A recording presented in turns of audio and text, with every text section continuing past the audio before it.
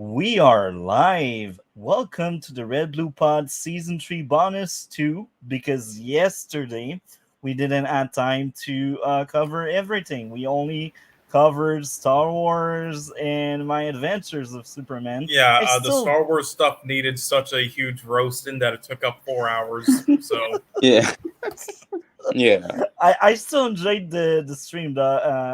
We had Parker on and we had K Dot and chaos. that was Yep. great. So how are you cold today? Pretty good. Uh, and after this, I'm probably going to today. Yeah, pretty sure is all free today and Thursday, but I might see Oppenheimer today or Thursday. Yeah, that actually is the one thing that actually sucks though. Today is that because I was gonna tomorrow make the trip like 3 hours to the city in Costa Rica to where there's only like IMAX ones to see Oppenheimer because I would like to see it in that experience with the proper like high quality sound and screen for a film like that, whether I like it or not. However, I checked it and literally every single IMAX theater around here and 3 hours away is not showing Oppenheimer at any times in IMAX. It's literally all one film that's not Oppenheimer somehow, even though Oppenheimer is literally made for IMAX they they put that in IMAX theaters in the US and stuff, but not here apparently. No, instead what's in IMAX in every fucking scheduled thing in every fucking theater is another movie. You want to guess what that is? Dead Reckoning or Barbie? I The second. Barbie? What the? Yeah, so I don't know Really? what to say. Yeah, I don't know what to say. But oh, hey, maybe I'll do more research and see And if I it's I any I good. heard so many critique. I haven't seen full videos, but I've heard that Barbie is kind of bad, and it's coming from the Uh, same toxic people. So I don't know how worthy it is to okay, believe no, these no. The statements. reason why they're saying that is because they're triggered because it has feminism messages in it, so they're just triggered by that. I saw the film, and no, it has its issues, and it doesn't have as much of like a main storyline. But overall, no, it's actually a good film. It's actually Really? like yeah, it's actually well made and well acted and such, and it's as good of a film as you can possibly do for a Barbie film. And it also has like a lot of adult humor underneath the surface and adult like messages and stuff, which is why the majority of the people seeing it are actually adults and stuff, not families or kids. But Yeah. yeah, it has its issues, but overall, no, it's good. But and it's Is it actually worth one. watching? Yes, but we'll do so when it's out digitally. But well, I mean, So even if may you, I mean, here's the even if you don't like it, we'll still watch it though, just because again, it's a yeah. film this year that's being highly praised, received, and watched. And any film that's like highly praised and watched and stuff this year, we'll watch later, so we get like a whole, idea of like 2023 in a nutshell. So yeah, we'll do that. And but again, with the feminism stuff as well, multi. Yeah, no, it's I think you got off. It stopped at I think. yeah, it stopped for me as well.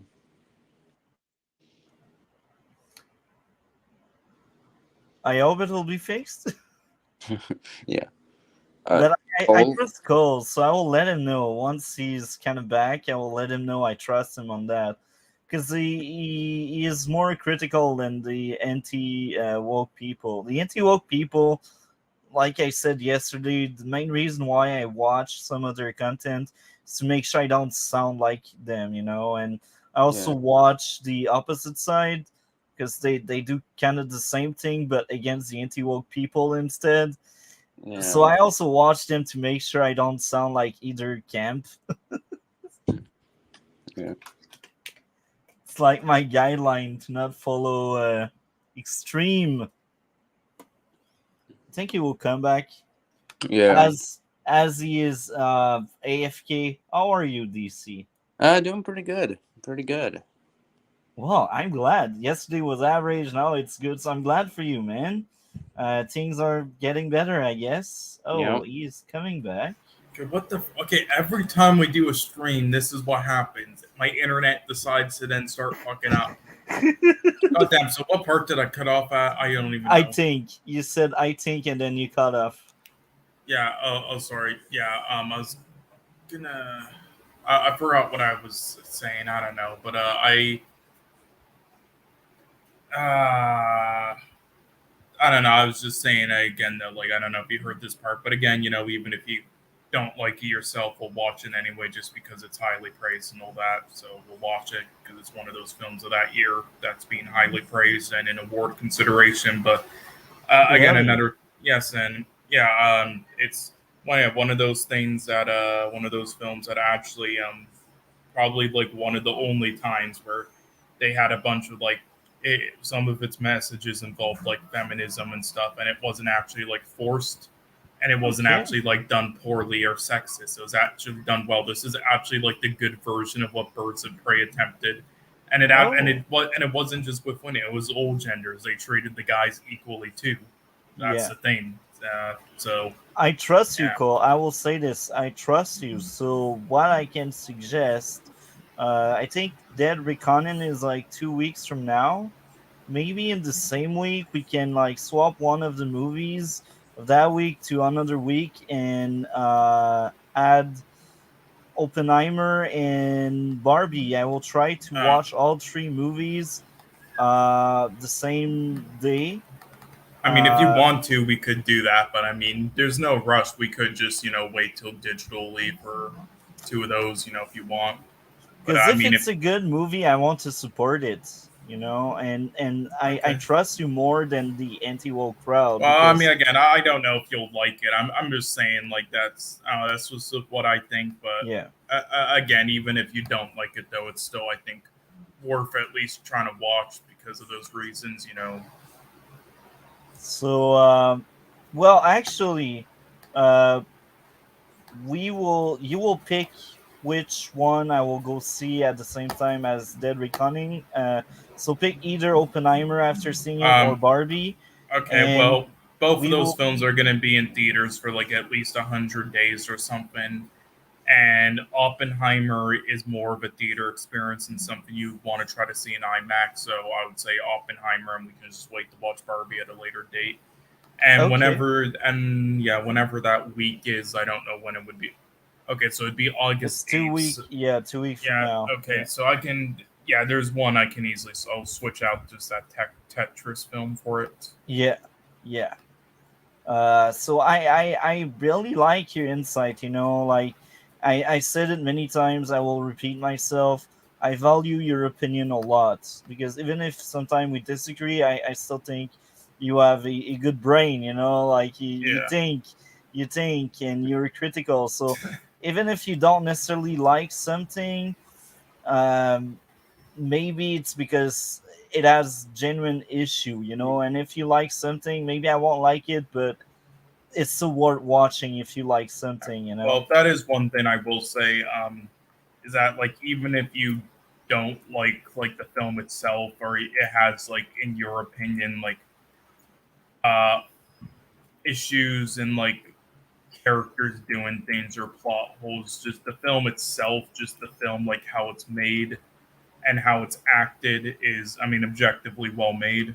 It's objectively just yeah like good, great production, great costume design, great direction, and all that, and acting and all that. Besides from one person, which is that fucking the guy who played fucking Shane Shi, that fucking hack.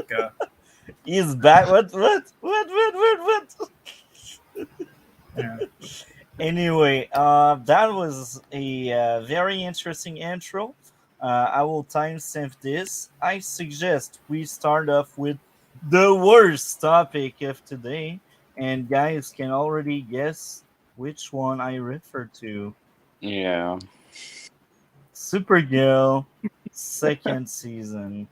Be reassured, Cole. As much as the show is not perfect, all the next seasons we will get will be better than what we covered last week and what we will cover this week. Yeah, I mean, this is shit as well, but, maybe. I'm sure it will be better later on, but I just don't. I feel, I don't know. To me, I think even if it gets better, like later on with stuff like the write-in or whatnot, I don't know. There's still just like things in this show that are just fundamentally flawed and that are just poorly made that there's no way they'll be able to fix unless they have a big budget for it, which there's no way they're going to in the later seasons because it probably dropped if anything. So at most I would just still probably consider it like below average, even if it improves later on. But yeah, for now this is just terrible. Again, I don't know what for this season. God, there wasn't like again besides like the lead actress who's like trying her best. There really wasn't like one character I even really liked in this show in this season. I hated kind of all of them. They were all annoying in this season. They were not compelling at all. I guess the episode where Superman shows up is kind of fun, but that's about it. And production design is shit. I don't like the direction in it. I don't like the write-in or the storylines really. I think it's just worse versions of like every other superhero show, like Superman and Lois. It's just there's nothing compelling about it. It's all just like a garbage version of it to me. I and the writing is horrendous. It's almost like I wouldn't say it's quite like this would be too insulting because there are actual shows that feel like it and that I already described it as and we've covered. But so I wouldn't say it quite feels like an AI just wrote the whole thing, but it's kind of. But there are points where it feels like that, like especially with like character interactions that feel so unnatural. It actually feels like two robots trying to like act out a human conversation. And yeah, this is there's nothing else really for me. This is just yeah. What did you think? So season 2 is slightly better than 1, but that doesn't mean much because 1 was like really shit. It was better than Batwoman for sure. Like I think Batwoman was rock bottom for the Arrowverse and Legends as well. Like Legends and Batwoman are like the two bottom ones, and then you got Supergirl just like slightly above. Um, Now I will say this. I think the first half is decent because Cadmus is somewhat interesting. It's not amazing, but it's clearly better than Non and Astra in season 1. But then you got the Queen. The Queen. Oh my. The Queen. Yeah. Cringe inducing eye rolling crap. I truly hate the back half. So the plot of the back half is, oh, I want my prince to come back home. My prince fell in love with Kara. So let's kill people. Let's kill Kara. Oh yeah, right. Oh Oh god. my. Now I just remember her and oh my god. Oh my god. I Now, forgot how boring and how literally Cadmus should have been the main villains. yeah, Yeah. Cadmus was much better. Like Lena Luthor is a good character. I really like her until season 5 happened. You know what happened. Yeah. Marvel, And don't spoil it, but Lena got really dirty in season 5. But yeah. I really thought Lena was a good character. Lillian as well, because Lillian is someone that's kind of gray. Like she thinks she's right, but of course she frame and she unalive people. So she's clearly a villain, but she's more of a gray villain because it's not really for selfish reason what she does. Like Lillian and Lena are really good characters, but then you got the Queen, but then you got the girlfriend of Alex that's just there to reveal Alex um, orientation. That's the only point of Maggie. And Maggie had charisma. I will admit it. She was a decent character, but she is more defined by her attraction than the rest of her traits. Yeah. Um, and it's kind of sad. It's not what I would call good representation there. Um, so yeah, season two could have been much better if the focus was only Cadmus. But I will admit, I think it was interesting for them to try having more than one storyline, but the second storyline is just not worth your time. Mon-El, I know he has a lot of hate. A lot of people don't like Mon-El.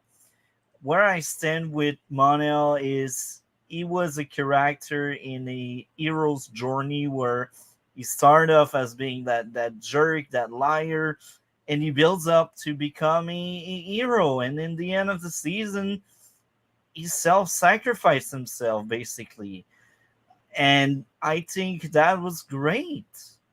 As much as Mon-El wasn't perfect, that was the point of the character. So I think Supergirl nailed only half of its characters, but then you get all of the filler episode that you can just skip, and you also get terrible episodes. I won't spoil yet which episode I think are godly awful because we will do the guess game soon about worst and favorite episode.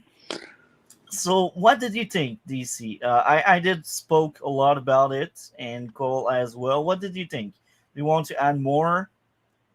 I just thought season two was just okay, like the first season. I mean, it has its horrible moments. Like,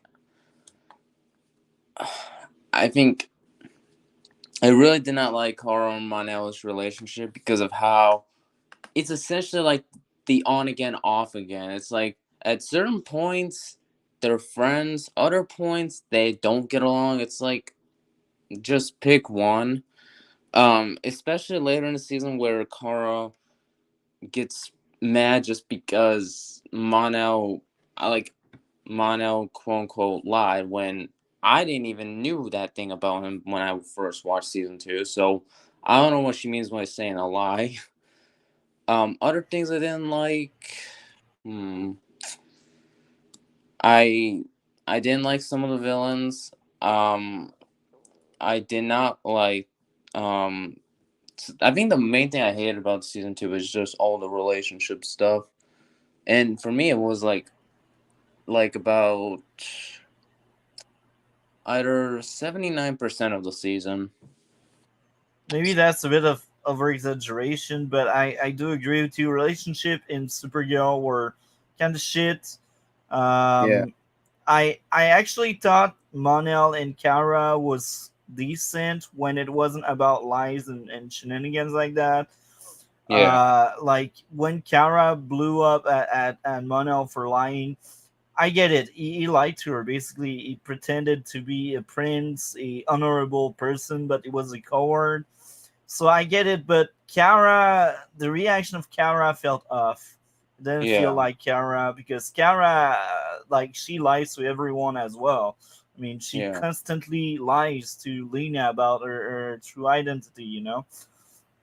But yeah, the Maggie and Alex, I'm not the biggest fan of. I think it becomes a true issue in season three, but um, I do think Alex has some justice in season five and six when it comes to relationship. But there's the thing.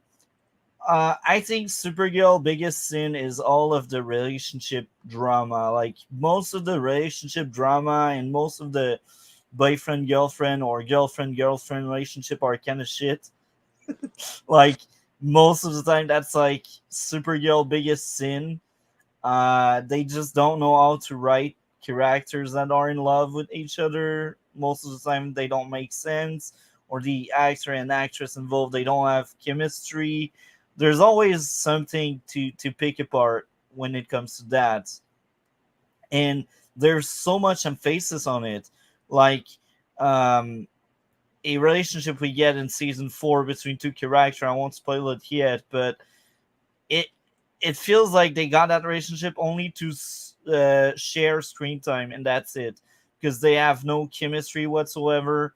They are not even a good match. They have like nothing in common, but yet they are together. It's like I don't buy that at all. Um, so I think season 2 is slightly better than 1, but it's still like kind of low. Um, what else? I thought Superman was decent. Um, what else? I had something in mind, but it I kind of forgot about that. What did you think of Monel as a character, Cole? Uh, I let's how do I would say overall just forgettable. He wasn't terrible, but he was just forgettable and did not care from start to finish because the whole like his arc and him as a character, I think is so has been done a zillion times, and this was definitely done not well at all. And him as an actor with his performance in it, same sort of thing. So not terrible at all, but just extremely forgettable and did not care. Really, that's the best way to put it for me. And yeah, if you want, I can just say like my top three and bottom three right now. Because May I have one last question before we move yeah, to top and worst? What did you think of Lena and Liliana, like the Luthers in season 2? What did you think of them? sorry, Lena and who? Lilian, her mother, both Right, Luthers, okay. basically. Well, I didn't like them, but I didn't hate them as much as other characters, and that's what I'll say. Okay, fair enough. So, what would be your top 3 and worst 3 in season Well, 2? let's see. Top three would I guess be stuff more involved in Clark, honestly. So like episode 2, episode 7, and episode 8, and they're all episodes I would not consider good, but they were decent enough entertainment because I at least enjoyed what was going on in them. And then bottom three, this is hard because I could pick like literally 12 that are could be like bottom three, especially near near the end of the season, and especially like in a lot of episodes where there was just like lot of like dumb like character like feuds or whatever. It was just so stupid, especially and even episodes like Crossfire eh, and fucking and Change In, which I'd probably be in honorable mentions for. I did not like either. I just thought we were annoying. But yeah, my top bottom three though, if I had to choose, just off the top of my head, would probably be episode 10, episode 13, and episode 18. And episode 14 and 16 are also down there though. They would probably be fourth and fifth for me. Okay, what about you? Do you see what would be your bottom 3 of season 2 and your top 3 of season 2? All right, so I'm gonna begin with the positives and go down to the negatives. So in episodes I enjoyed changing. Sorry. No, I I enjoyed. understand it. I understand the reasons. I just thought like the characters were so annoying in it that it was one of the episodes that like were better made. I just hated the characters in it. Yeah. I enjoyed a lot of episodes with Metallo John Corbin in the season. And the Superman episodes. Those are like the only episodes I enjoyed. Yeah. As for the ones I hated, um, one of them is the finale. It's just that last section where It's just Kara upset. It's so difficult to watch. It made me not look. It was so bad for me. Um, other episodes I didn't like. Mm, I also did not enjoy the any episodes with the queen, the queen, and anything to do with relationship stuff. So those are like the three episodes I really Uh, did not like. yeah, I made sure to put all those in my bottom Yeah, episodes. yeah. Yeah, I don't get it. Like everyone ate the queen. I haven't seen someone defending that shit. So yeah. what were they thinking when they made this shit up? I don't know, but do people actually like episode 13? I'm trying to. You know why? It's because of Mr. Bislick. Uh, Yeah, Oh, but they I'm sorry it's just a he didn't comic. save it. I won't say it's a good character, but people like comic book characters, so they will like an episode just because. Oh, look, that's Mr. Bislick. He is there, so let's like it. I mean, I understand enjoying like The the cameo, fact you know. that the cameo, like it's always fun. Like, and that's also one thing that James Gunn and the Boys TV show did. They have like D-list, like comic book heroes that are like kind of forgotten, and then have them cameo in it, and it's cool. And that was kind of interesting when I first saw it. I was like, oh, okay, this is interesting. And then also, sort of like what he did later on, because of that conflict. But I'm sorry, the episode's just shit and annoying. What do you want? It was so poorly done. It was like watching a Gotham Knights thing. Yeah, but yeah, I didn't even I mention want the to forget finale. this show, Yeah, bro. I Why didn't did even you mention remind the me this finale though. existed? The finale in this actually might. I completely forgot about the finale in this. That might actually be in my bottom three because honestly, that was Um, like, holy fuck, that was worse for me than probably like the Flash finale. yeah, I will say something. The Monel and Kara stuff did matter for season 3, and their relationship creates the best version of Kara we got in the entire show that will start off in season 3.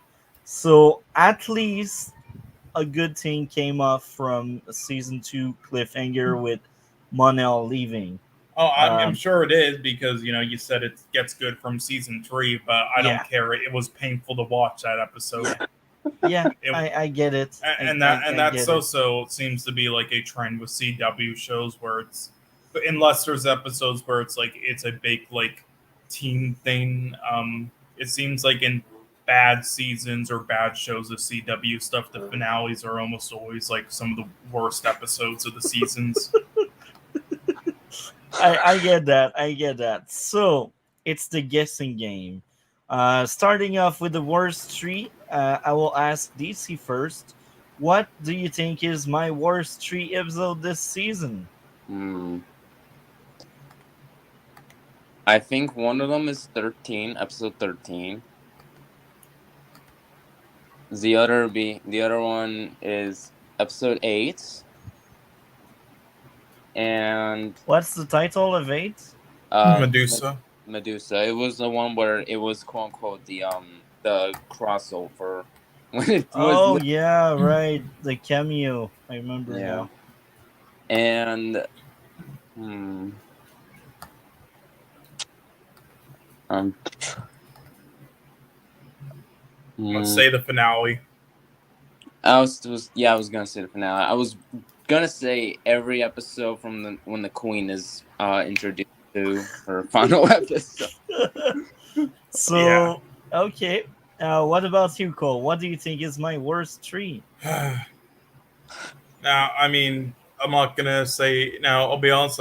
It might be 8. I don't know, but for me, that was like a top 3 episode for me, just because I thought it was the least annoying, and I actually thought it was more well made. But I mean, it might writing and plot hole right wise, and because of who's in it, it might be one of your worst. But I thought just objectively though, probably like one of the least shit of the whole season. So I won't say that one, but yeah, I'm definitely gonna say episode 13 though, and I'm gonna say episode 18 because I had a lot of that bullshit in it, and then for the final guest, I don't think it's the finale. I think it's definitely like maybe like bottom five or bottom six for you, but I don't. I'm not sure it will be that though because you didn't mention at least it did something there. So I feel like you might give it a pass and not put it in the bottom three, but I'm just gonna put it in the bottom three anyway because it should still be in there despite what season three did because that's the writers of season three, not season two. All right, and like it doesn't. I'm not giving episode 22 a season. A free pass for that. But also, secondly, just like Marvel DC said, I can't remember like the episode like numbers exactly of like of all the ones that fucking bitch was in. So I'm not even gonna try. So I'll just say that one. So yeah, 22, 18, and 13. So I will say this: my list will need some updating on my next viewing because I will probably rewatch the show eventually for content's sake. Because I didn't add time for the podcast. So it will have some updates eventually. But Yeah. I think your guess of both of you are really interesting. And that's part of the fun of that guessing game. So before I reveal them, I will ask the both of you what would be my top three, starting with Cole. Top three will probably go with I would say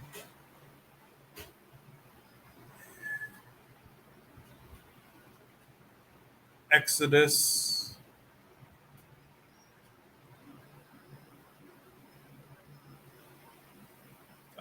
Changing, even though definitely wasn't mine. I feel like it might be yours. And The Last Children of Krypton. So those three. What about you, DC? I'm gonna say the first two episodes, so Adventures of Supergirl, Last Children of Krypton, and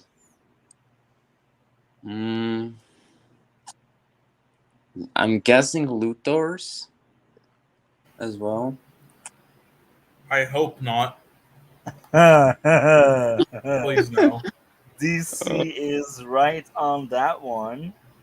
Are I you? Are you? actually What? enjoyed a lot Luthers. So I How? will reveal it. So that's based on my last viewing back in January, so my memory is not 100% uh there, but I will screen share right now. Um I only just picked that because I knew it was more around the Luthors, and I thought, well, considering you enjoyed the Lillian Luthors, I thought it has to be at least one episode, at Yeah, I least mean, one I understand that, but good lord, I so thought it was as poorly made as like some of the Smallville episodes involving Luthor in season one. we will actually, yeah, I agree on that, Cole. So I think pretty much anything that Supergirl does that Smallville did it better. That's hilarious. Yeah. So okay, so I will start off with the worst. The worst three are Mr. and Mrs. Bisley. Both of you got it right. And then the other two, that's very funny. None of you guessed it, but I still like both of your guess. They were very interesting to hear about. So we all know why I hated Mrs. and Mr. Bisley. It was a terrible episode. That's just a cameo because cameos, and the humor is terrible, the dialogue is terrible, the characters are terrible, the storyline is terrible. That's the perfect example of Supergirl rock bottom. But you know what's hilarious? Because the more I think about it, the more I feel like, even if it's terrible and really shit, I feel like it's better than some of the worst episode Flash did. So that's kind of ironic there. Um, Yeah. Okay, so you think the other one is Homecoming? Okay. Yeah, Homecoming, I actually remember why. Not every single reason, but my biggest issue was Jeremiah. It was just a plot device character, and there's a lot of spice shit that was really stupid, like him being able to take on John. Okay, Oh whatever. yeah. Yeah, no, I that was, that was a stupid episode. yeah. It's definitely like one of my bottom 3 or 5. I thought, what's the episode name again? I just thought there was like another one that was similar to Homecoming that I thought you would hate even more than it, which was Ace Reporter. I thought you would hate that more. So that's all. Ace Reporter. I can't remember which one is that. That's That like episode 18. it was slightly better. Look, um, this list still needs some updates, but when it's F, it's really shit. uh, um, Supergirl Lives. I actually remember some of the issues, like her going there, and some of the fight is kind of shit. Monel just not listening to her. I know it's part of Monel character, and this is also why he slowly becomes more likable as the season went on. But it's just ridiculous how stupid this is. Oh, Monel decides to not listen to Kara. Oh, what will happen? They will get trapped. Oh, amazing. Mm. And she doesn't have her power for most of the episode. So I'm like, okay, I cannot wait for that yellow sun bomb Oh to yeah, go boom. Um, yeah, that yeah. was kind of bad. And Yeah, it's yeah, not, no, I definitely agree with that too. Supergirl Lives was, I would say, is pretty as shit as changing. I would and say it just wasn't like as aggressively shit with its flaws, in my opinion, for it to be bottom 3. yeah, and honorable mention Exodus. That's hilarious because Smallville had an episode with the same title in the same season. Season 2 finale of Smallville was Exodus, I think. I'm pretty sure that was the title. And in Smallville, that was actually a good episode. So when it comes to Supergirl, I'm like, why are you doing shit with that title? Bruh, why? Yeah, yeah. For me, that was like a dark horse pick. I knew it would either be one of your favorites or one of your worst. So these are my worsts. Um, Now the adventures of Superman and the first two episode with Superman, they were cool. I liked both, but they are really in the middle. Like considering the season, they are good, but considering the entire show, there are some episodes that are Okay, so slightly what are better. your favorites? Let's see. My favorites are Luther. Luther is one of my favorites in the entire show, and I'm sure on my next viewing that will remain maybe not all the way up there, but that's clearly one of my favorite because Lena doesn't want to be like Lex. I know Smallville did the same with like Lex not wanting to be like Lionel, but here's the thing. Um, Lena is like a Lex ripoff, so the fact that she has that struggle is kind of interesting. Um, and Liliana, like she is interesting. I enjoy her a lot. So that episode is really good. I like it a lot. Now the next one, I cannot find the next one because I think the next one is the darkest place, but I'm not quite sure. I think that's the darkest place. The next one, Yeah, and then Medusa. Okay, so yeah.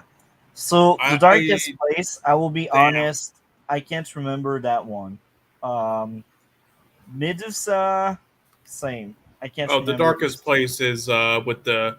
That was one of my favorite. I just didn't realize it would be yours. I thought it would be episode 2 instead, but it's the other one that kind of involves Superman. It's with the cyborg Superman. Oh, is that the power? Is that the episode where she's captured and she need to Yeah, like yeah, beam the helmet to yeah. lose No, her power? I thought That that yeah episode it was was. amazing. I can't No, I believe I thought that was forgot a about top that. 3 episode. I thought you would like episode 2 more. I can't believe I forgot that one. I like that episode a lot, so I understand why it's all the way up there. Yeah. I'm not a chill for like cameos. An episode is not necessarily good because cameos. Like an episode is good for me because writing and stuff. So the darkest place is actually really good. Oh Um, yeah. I I can't think that's believe the I best forgot. episode in the season for me. Yeah. I'm just still surprised you put Luthor's up there. Uh, Smallville did a lot of things that Luther did. I won't say Supergirl did it worse or better. They just did it another way, and I think that's fair to say. I don't know. It's like I definitely think it's more middle of the pack. It wasn't bad. I don't know how to explain. It's like I just thought the execution in all the areas was like it would go into too much detail to explain just like every film and writing and acting thing, but it was sort of executed just like a bit better version of like a Gotham Knights episode. So like around like average. And that's funny because Medusa, I think I actually remember parts of it. That's the episode where we get to see vibing trying to get Kara for invasion. Yep. But that's also Yep. the episode where I think they want to deport all of the aliens in Oh ships or yeah, yeah. I believe something. that's the one. That instantly a virus that instantly kills aliens. Yeah, I Yeah. think that episode was enjoyable. It's Yeah, that's forgettable, but definitely it's I would think enjoyable. top three. So okay, so we have the same opinion on two of the top three, but why didn't you like episode two that much? Based on what I remember, the dialogue, man, the dialogue. Maybe there are plot I thought it was all shit in convenience, the season, the dialogue. So I was but like, sometimes I just find it worse. You know, I even in some of the best episodes like Medusa or the Darkest Place, maybe some of the dialogue is off, but nowhere near as off as Adventures. what Um, you didn't think like the acting was better in that episode? I will be honest. I can't really remember exactly. I remember the episode overall, but I can't remember my exact issue toward it. That's the thing, Okay, because that's fine. I've seen it back in January, so I remember the premise of it, like Supergirl and Superman team up, and I think it's episode 1 or 2. But we learned that Clark has a grudge against the DEO because John's as kryptonite. I think that's also in the second or the first episode where they get rid of the kryptonite to like heal that wound. Um, Um, but that's pretty much what I remember from that. It's far, man. January is Yeah, far. that's understandable. And again, for I don't know why, but it seems like all these fucking uh, every week there's like one show that I watch earlier on, and then I kind of already like forget about a lot of it. Yeah, this week it's probably going to be with Arrow. I don't remember too much from the season. But I think we still will get a very, very interesting discussion. I had time to finish Arrow 6th season. Yeah, luckily I had time to really dive more into the other Smallville season, unlike last week. Yeah, and that's DC's favorite season as well. Oh, So, it's my favorite season now. oh, very interesting. So, um, now I guess we it's fair to say let's give a grade to season 2 of Supergirl.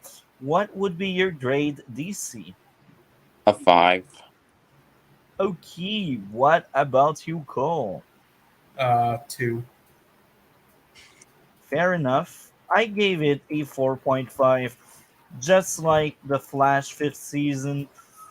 I'd say it's better than the Flash 5th season because there are some episodes I'm like, I will rewatch. Like, I think Luther's I will rewatch. The Superman one, I will rewatch it. Yeah. Um, Medusa and the Darkest Place, they're like, Wait, sorry. Did I say two? yeah, So sorry, I meant three. My bad. I was thinking of fucking last week. Sorry, three. 3. Um, So yeah, I thought that season was clearly better than season 1. Even if I only gave point 0.5 more, for me point 0.5 that's a lot. That's a big difference. So yeah, I thought parts of it was redeemable, but then parts of it is like Mr. Pizlik, and you're like, what the f they were trying to do? Like, who likes the Queen? Who will plays the Queen as one of the best villain the Arrowverse did? Oh god. Um, so I guess now to mix up the things, we will cover Mission Impossible 1, 2, and 3. So I will mark down your Mission Impossible 1, 2, 3 for Cole to not be out of the loop. So do you remember very well all three movies, DC? And not that much. But Uh, I was watching some reviews just to, and yeah, I do remember some parts here and there. But yeah, so yeah, not a whole lot. So I don't really remember much of the parts of the story, but I do remember most of the action scenes. With Mission Impossible 2, I should be I do know most of the story. So yeah. yeah. We will start with the first one. What does you think of the first Mission Impossible? I thought it was okay. I mean, it wasn't like one of the. I do think a lot of people do overrate it, but I mean, it wasn't bad. It was just average.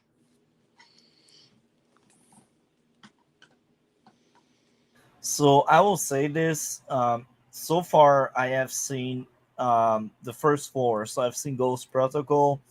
I can't remember exactly what grade I gave to Ghost Protocol. Maybe I gave a 9 or 8.5. I know it was quite high. Um, so I will say the first Mission Impossible was quite good. I enjoyed it a lot. That was a really good movie. And it's funny because it took roughly an hour for me to have my first issue.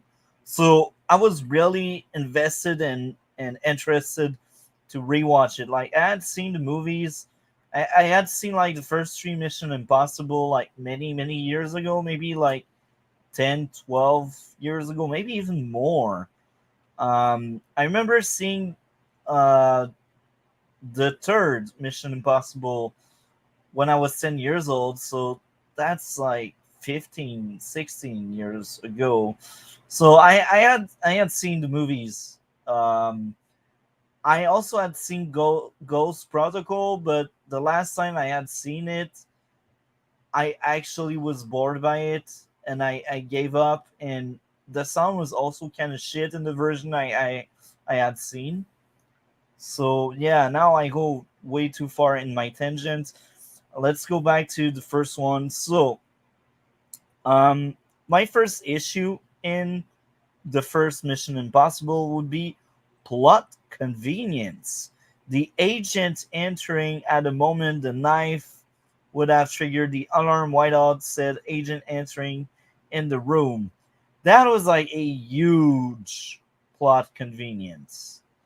Now, some people may say that's dumb luck. No, that's weak script. Don't make your knife fall like that. Okay, so like I'm not back quite yet, but I will just say, I mean, you do have to like with the Mission Impossible series, sort of like the other franchises we covered, where they clearly, sort of like set up with like the laws and rules in it that it's not like fully like Earth. It's sort of like a whole other world with like people doing crazier things than usual, which they set up in like the in it properly. So yeah, you do have to like do some suspension of disbelief because for them to be able to do like pull crazy shit off, or else they wouldn't kind of be able to, because all of it would be kind of unrealistic. Sort of like the scene of him holding on to the plane outside later on in one of the films.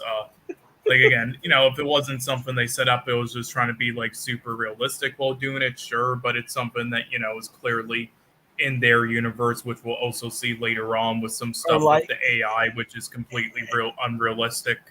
in Ghost Protocol when he just fall off the building and he just stick back up.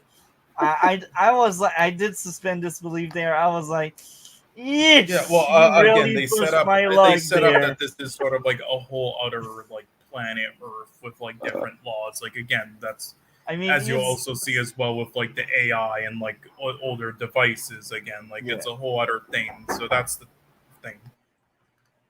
So next issue, the train plus copter in the tunnel sequence has two issues. First one, it doesn't feel realistic how Ethan was able to hold on so long to stuff on top of him jumping on copter moving very fast. I mean, he would have broke both of his arm. He would have died on the spot. Um, Next up would be second copter issue. Copter blew up very close to Ethan, but yet Ethan didn't get killed or injured. So yeah, even if people want me to suspend disbelief, I just can't. That entire I mean, copter there's sequence some in the things you tunnel, don't have to with, but I'm just saying there are other things where you do sort of. that entire copter sequence in the tunnel, man. I was rolling my eyes. I was like, man, how can this movie be a 9.7 up to now and then boom, drop to a 9 right now? It's like, bro. Oh my. But that's it for my issues. I think the lore, the gadgets, they are cool. The missions, the idea are really fun. And you said it, Cole. It's impossible. So I do suspend disbelief a lot. That's why it took me an hour to have my first issue because I was like, yeah, let's just get along with it. But at some point, you kind of break and you're like, yeah, I cannot give pass anymore. um, so the opening scene was cool. The explanation of the gadgets was cool. Felt really like James Bond, but the old ones, because in the newer ones, we barely have gadgets. And I name drop James Bond. Eventually, I think it will be very interesting to cover the James Bond franchise. Um, Someone causing Jack's death was cool. It then struggled to listen or not. Every agent getting unalive was very interesting. Etan's phone call, Etan's meeting at the restaurant was really cool. Etan escaping the restaurant was smart. The girl surviving was cool. Meeting with Max was cool. Lots of things were cool. Considering it's 1996 and we could see sweat all over Ethan's face in the vents, I thought that was well done. The reveal of what really happened was great. Plot twist, well written in the story. Edan showing the others the guy was alive was genius. The ending was perfect despite the entire tunnel BS.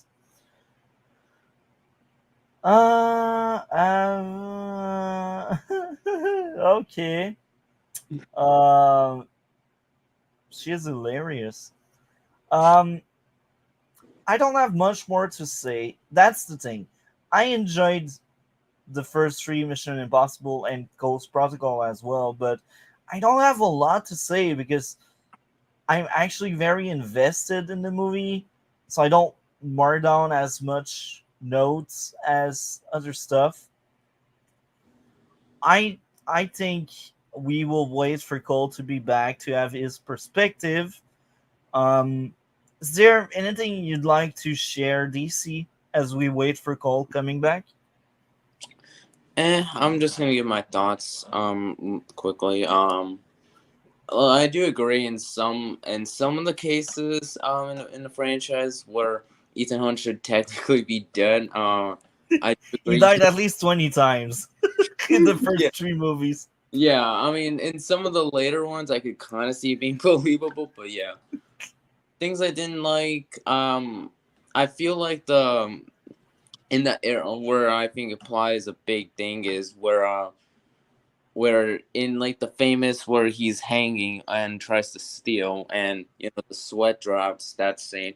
I feel like it's a little bit I think it was a more convenience that they just had him just be get or have the sweat and it drops because and I feel like him just being able to stop in time is just not that believable. I mean, I do sweat often, and I can never and I don't often and yeah, I often had problems with just trying to wipe it off, but yeah. So I don't really I didn't I so I just don't I just think it was more like a plot convenience in that scene. Yeah. Um I'm on board with you. You know what? I did consider it, but then I was like, this movie really wants me to suspend disbelief a lot, so I will give it a pass. But I did add that somewhere in my mind, so I cannot really defend it. You're right, man. Uh, so I think you're getting much more critical as the podcast goes on because yeah. I think it's the first time you mention a plot convenience. Maybe it's the second time, but congrats, man. I like that. I won't be the only one that nitpick anymore. So you can move on, bro. You can move on. Yeah. Other things I didn't like. Obviously it's a 1990 film, so obviously it's meant to be extremely dated. With some of the stuff, and I can definitely see it. Um, Let me think of anything else. I think that's about it for the most part. Is that it can be extremely dated, and just the heist scene has some plot issues. Overall, I thought it was a mediocre film. I mean, if I was forced to watch this or Spider-Man No Way Home, I would choose Mission Impossible 1 because, yeah, I mean, it's just average for me. I just think it's average. Yeah. And So Cole, are you back, Cole? Is our boy disguised in MSK back? Because you see the face yeah, the character wears is MSK, and you heard a lot about MSK. yeah, Uh, like that's the guy I used to go on his podcast, and that's where I met Cole. That's why I always laugh when I see MSK face like that. Um, what would be the highlight? What would be your favorite thing about the first Mission Impossible? Hmm. I guess it's just I think it's just I enjoyed the water tank sequence where he's running from the water. I enjoyed that sequence, and I enjoyed kind of the whole he's like in the town, and it's very foggy, like that entire sequence, and he's like panicking. I enjoyed that sequence as well. I also thought that was really smart how he broke some of the light bulb, and he just spread the glass all over the floor to notice if someone comes. That really felt like spy, like that knows what he's doing, and that's one of the highlight of the entire franchise because they are really smart movies. People making the movie, they look like people that know their stuff, you know. Yeah. um so are you back, Cole? Are you back? I don't think. Bruh. Maybe he's getting a BG from his neighbor. They go tell her to fuck off. That's it. You're back. Okay. Yeah, it's like I had fucking constantly. Oh fuck. We talked in depth about The the bitch movie. kept fucking just asking for that shit, and she kept like yelling shit out like beside my fucking door out front. I was trying to get it, and then when I like took a 5 second to like respond to something on stream, fuck's sake, that fucking dumb bitch. Anyway, So we are so still in Mission Impossible 1. We tried to buy as much time as we could so we could come back. We covered it in depth. So what do you think of the first Mission Impossible? okay, so yeah, I mean this, of course, started out as a TV show, an older one, and yeah, they basically did this to use it as like a basically a vehicle to try to push Tom Cruise at the time, which they do with a lot of actors in Hollywood with certain films. Not as much with like franchises like this, but yeah, usually they find like an old franchise IP and kind of try to do this with it in films. And yeah, because of that, there's a lot of like stuff that like didn't really work at the time that they attempted, and things that did. It was sort of like they didn't quite like get down the formula that they kind of wanted to yet, obviously. So because of that, it's sort of a mixed bag in a lot of areas, but overall, it's good, I guess. And it's definitely more of a product of its time, I guess, but it's good. I do think I do think the plot twists and stuff are predictable and dumb. I liked of course, their heist stuff and the stunts with Tom Cruise. That stuff was done really well in it. I liked his performance in it. Yeah, I liked the one at least with the one guy, the one twist at least with the one guy being alive in the end, and faking his death and being part of it. I didn't expect that one, but again, that's why I say though with those things in films and TV shows, there's always a rule, which is that if they don't 100% show that a character is dead, then sometimes, well, in these cases, but in other cases, like 99% of the time, um, yeah, it can mean there's something behind it, like they're probably still alive, and yeah, this was the case here, but they did it. However, they did it in a way where it was still a bit unpredictable because they had other scenes with other characters that you would think then are still alive as well, but or did actually die. They they did a good job hiding it in that way. But yeah, the other plot twists though were pretty fucking predictable. And it was all obvious like which you know characters were on his side and which ones weren't. But yeah, I would say there. Of course, you need to put some like suspension of disbelief behind because again, it's like a whole other universe with like stuff in the future and also different physics, which they set up. Like there's completely different physics and stuff in this universe and all that. So there's some suspension of disbelief you have to put aside for the most part. And yeah, for the majority of the franchise,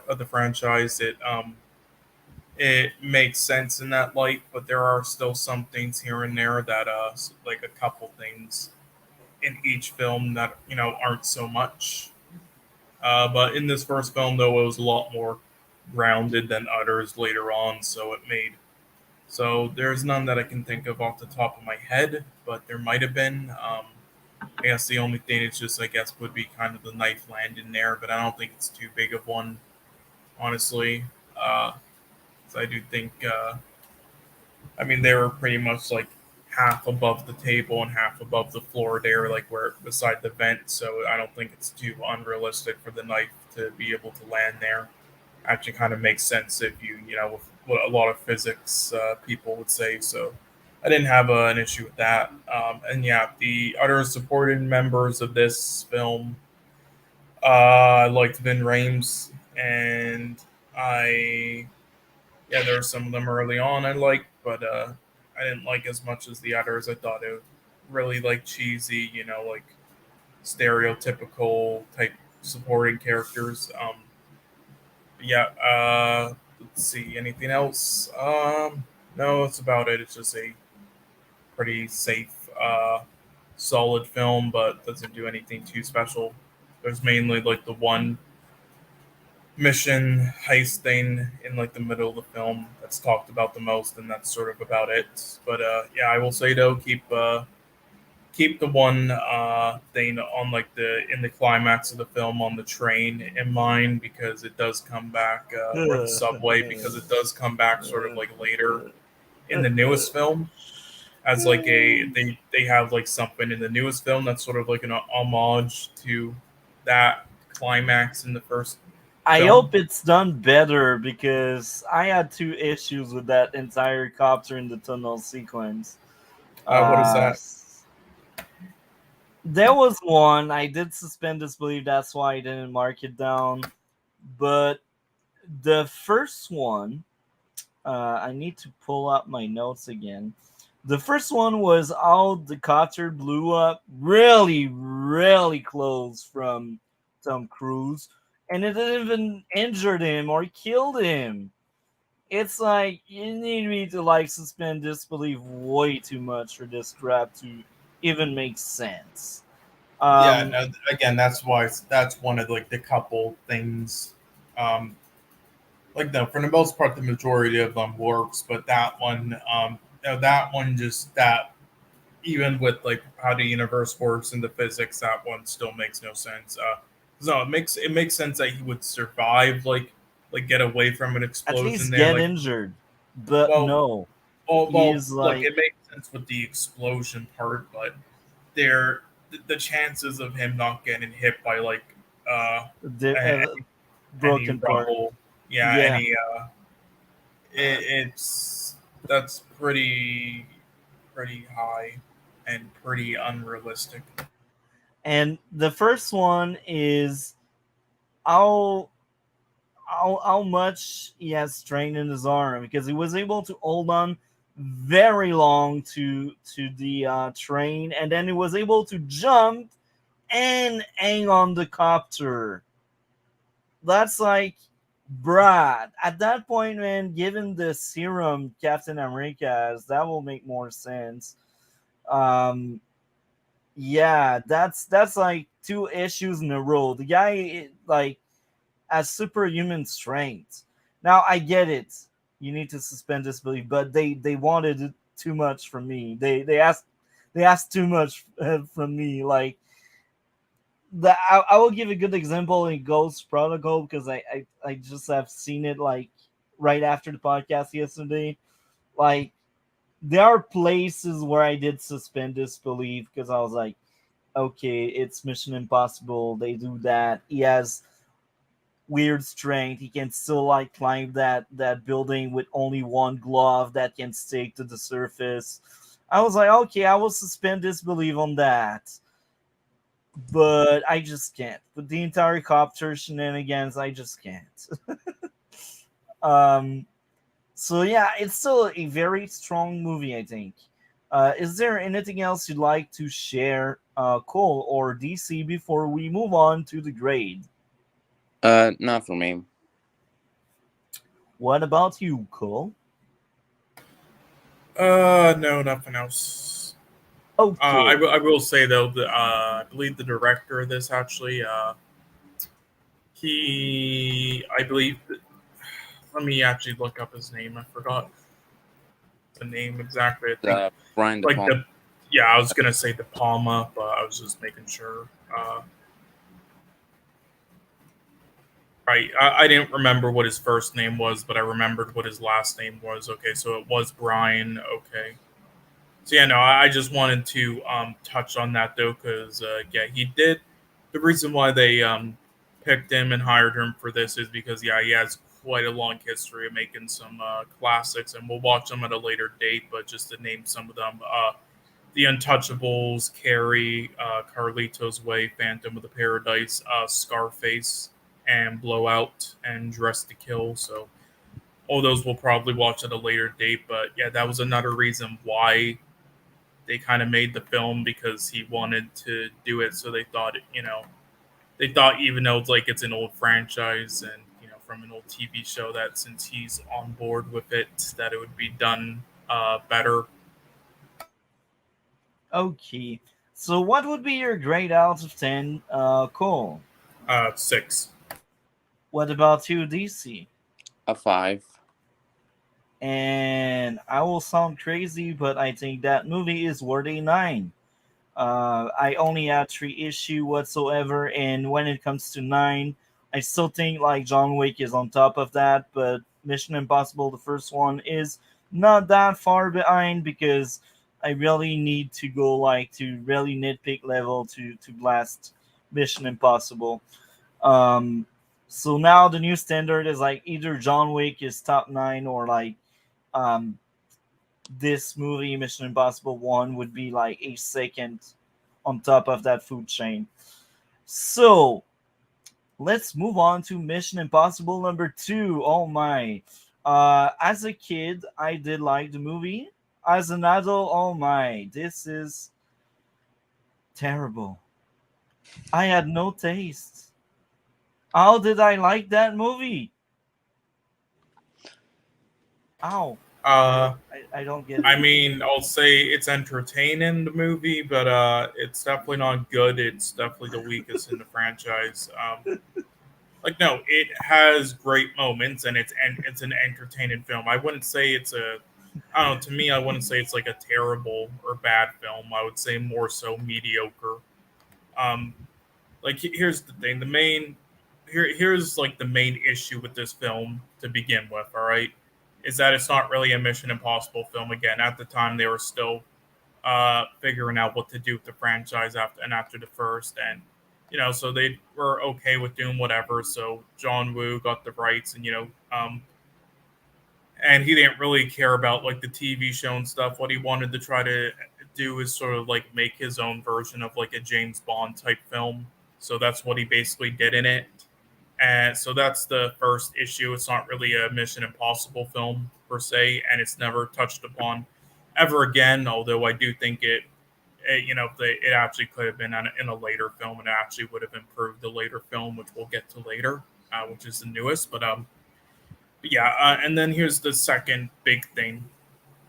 Um, the majority of all the stunts in this film, um, they not only do they not have like much of a point to them to like the main story, like they're sort of just like for example the rock climbing scene, like that was amazing, but I mean it was just him rock climbing. Pointless. It wasn't like implemented into the actual like story. It was just him rock Well, climbing. we could argue, even if I didn't like that scene, the only defense we can have is to say, oh, at the very end, when he infiltrates the other base, he does some climbing. But even there, it's a pointless scene, and you can cut it off, Yeah, and you still have the same movie. I suppose, but yeah, again, it's just there wasn't much of a point to them. But also the other thing with that is that here's the other thing. Again, we haven't gone. Again, there are many directors out here. Hopefully, we get through. Some of them, some of their films at least. Life's so fucking short. But yeah, again, John Woo's another classic director, though, like Brian De Palma. Uh, and yeah, some of his films are Face Off, Hard Target, and he did this trilogy of films called, which I forgot what the name of the trilogy would be, but I believe the three films are called, right, I believe they're called A Better Tomorrow. Sorry, I mispronounced that. The Killer, and then I believe Hard Boiled.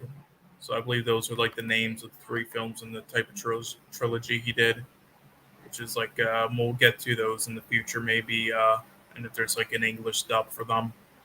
But yeah, and here's the thing. In those they have a lot of amazing, revolutionary kind of stunt works and like set pieces.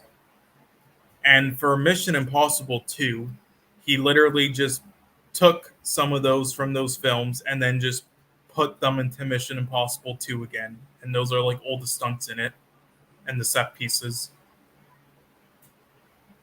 So he literally just copy and pasted everything from his older films. So yeah, that was That's a lazy. yeah. Wow. That's the other Why? thing, and yeah. Now is the film poorly made?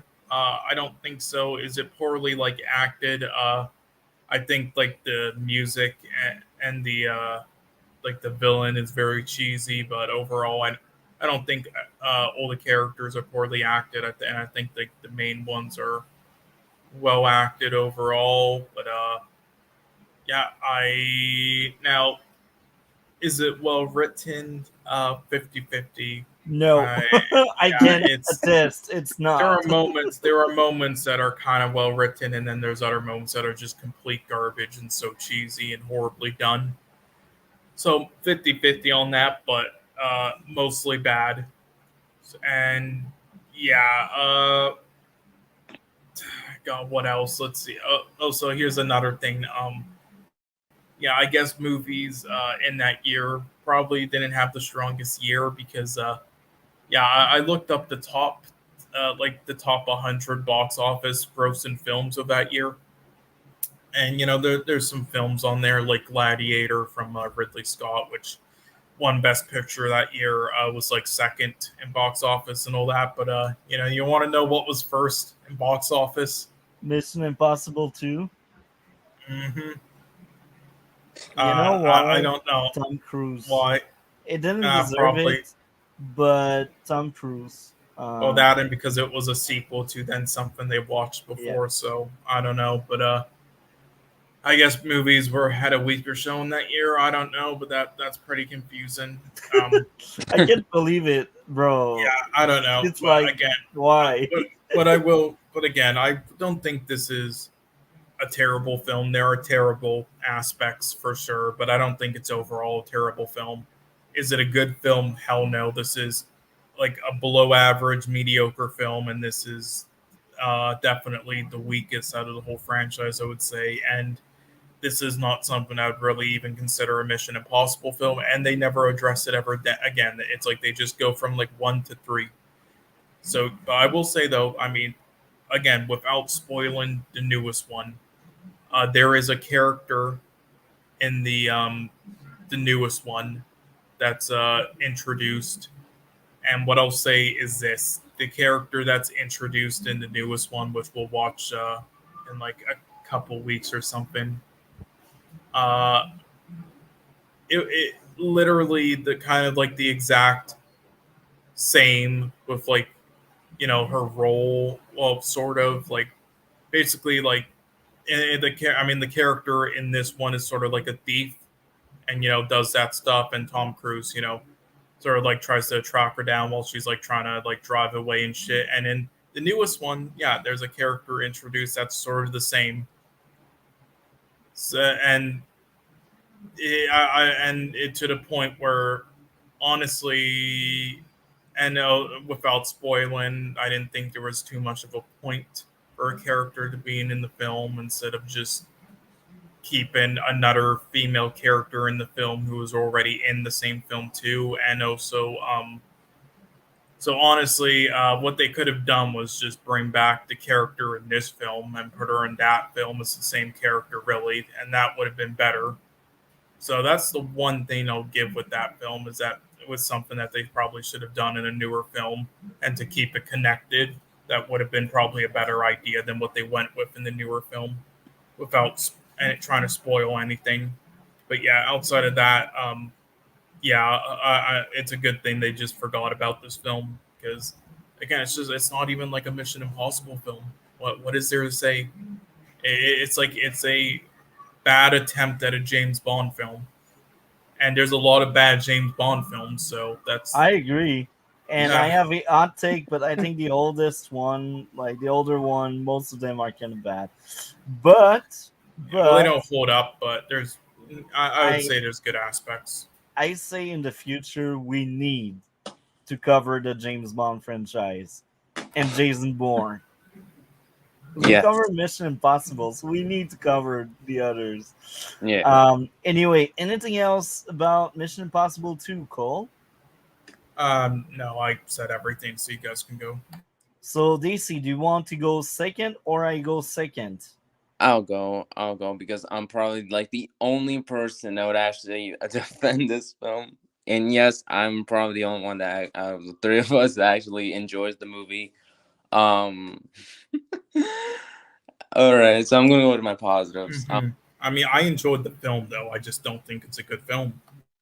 Yeah, I think it's a good film. So, I think if we were not doing that podcast, I would have dropped out after 20 minutes. I mean, look, I think it's entertaining, but I just don't think it's good. That's all. uh, all right, so things I enjoyed. I think all the stunt work that Tom Cruise does is incredible. I enjoyed the early car scene.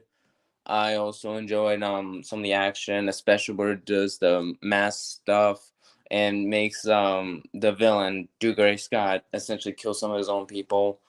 Um, I also enjoyed the stunt with the knife.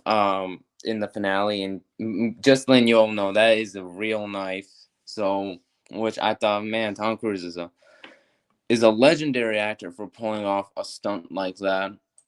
Yeah, I enjoyed the plot with the whole Chimera storyline, and I enjoyed how they actually tried to give Ethan more of a romance type character. Which I'm not saying every film needs to have romance in it. I just like that they started adding that element into the franchise as well. Hmm. I think that's about it for positives. If I, as for any negatives, my only negatives would be it could be kind of slow at times, and it's a little bit dated. But I mean, they're not like huge negatives for me.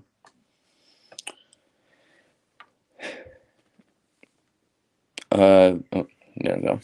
Anything else? No, I've pretty much said all I've said.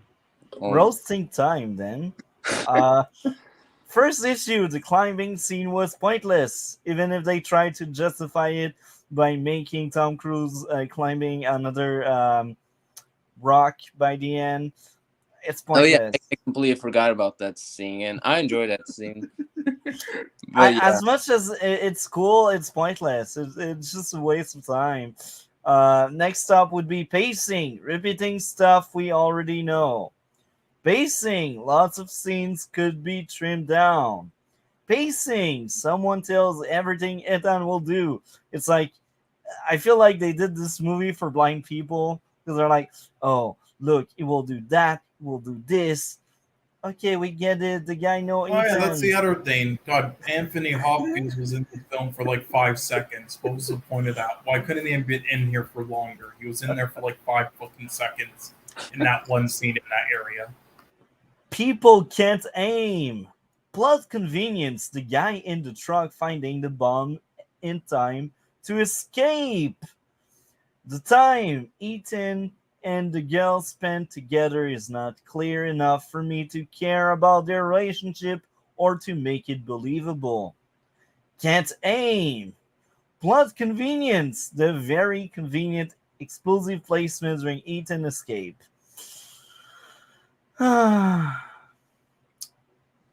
That was rough. As I already said, if we were not making this podcast, I think I would have dropped out of the movie after 20 minutes. I was like, okay, as a kid, I had no taste. I like this shit.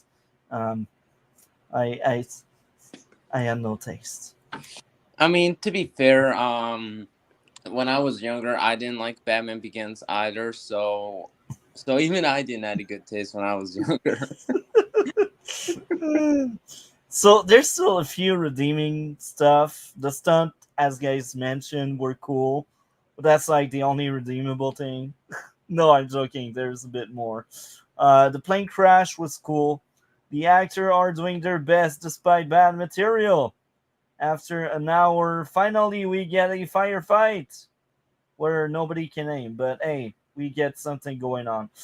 The girl's self-sacrifice was cool. Music was cool. Cool mission to save the girl. Fight choreography was decent, and that's it. Um, that movie was bad. Yeah, so should we just give our ratings? Yeah. I guess I'll Cool. give it like Cool. a 4 out of 10. That's funny because I also gave a 4. What about you, DC?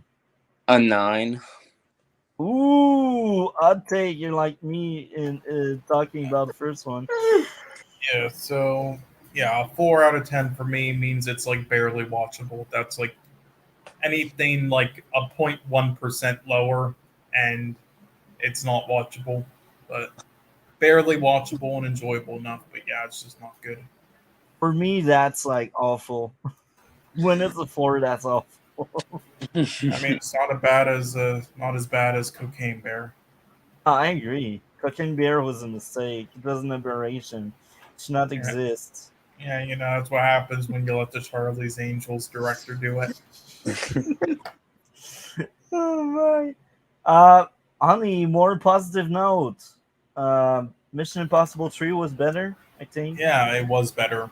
Okay, I'm not Who crazy. should Okay. start? I should start? Okay. I mean, Let no, I me. asked who should start, so I guess Oh, you. okay. No, I will let DC start. All right. This is the one I don't remember the most, but I'm gonna. Okay, so if you So don't I can, mind, we can start. If you don't mind. I can still give my thoughts, at least parts of it, at the very least. So yeah, I thought out of these three movies, this was actually the weakest. Oh, really? Yeah, so I'm I'm surprised. yeah, so I'm the only one that's gonna be the most negative, I guess. But yeah, things I didn't like. I enjoyed the action. That's a positive for me. I enjoyed the villain, played by Philip Seymour Hoffman. Um, I enjoyed. Let's see. I liked some of the story elements. But for me, I think the main issue was the film was majority of the time was boring. It it had that same problem. Almost everyone says that the action sometimes gets too much and there's not enough character building moments, and I do agree with that. Um, I'd say I want to say some plot issues, but I don't really remember if there was any. So I'll leave it up to you guys, and I'm pretty much done. Okay. Cool. What did you think of the third one? Uh, I would say this was good. Either this is tied with the first, or it's the best slightly out of the three. Yeah, this film doesn't do anything like too special. Uh, for the most part, it just gets the franchise back on track to like how it should have been. Like actually film like Mission Impossible, and it's from start to finish is just good to me. It's like all the heists and all that stuff isn't like the like the greatest or anything. It's pretty basic, and like they that's more of like a second fiddle in this film, like the heists and stuff and the missions, compared to like the just like character conversations and stuff. But it's still good enough, and it's simple. It's good enough still, and the cast is good enough. The supporting characters and everyone in it, and the new ones, and the production design and the locations are also good too, just like in the other two. And yeah, and Tom Cruise is really good in this. It's probably his best performance out of the three of them. And yeah, I think it has some good moments in the story that are compelling, and some good sound design and all that, and some good editing. So yeah, overall, really good. So again, probably either tied with the first or slightly better. Again, though, doesn't not anything too great and doesn't do anything too special though, but just enough, especially after the second. But what I will say though is I don't think this was directed by J.J. Abrams, and I don't.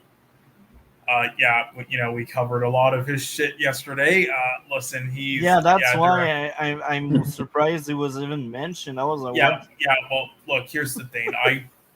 I don't think he's the reason for it though. Like there's only like two good films I think he's ever made, or like solid films, and that's Super 8, which is sort of just like a worse version of a Steven Spielberg film like E.T., and this.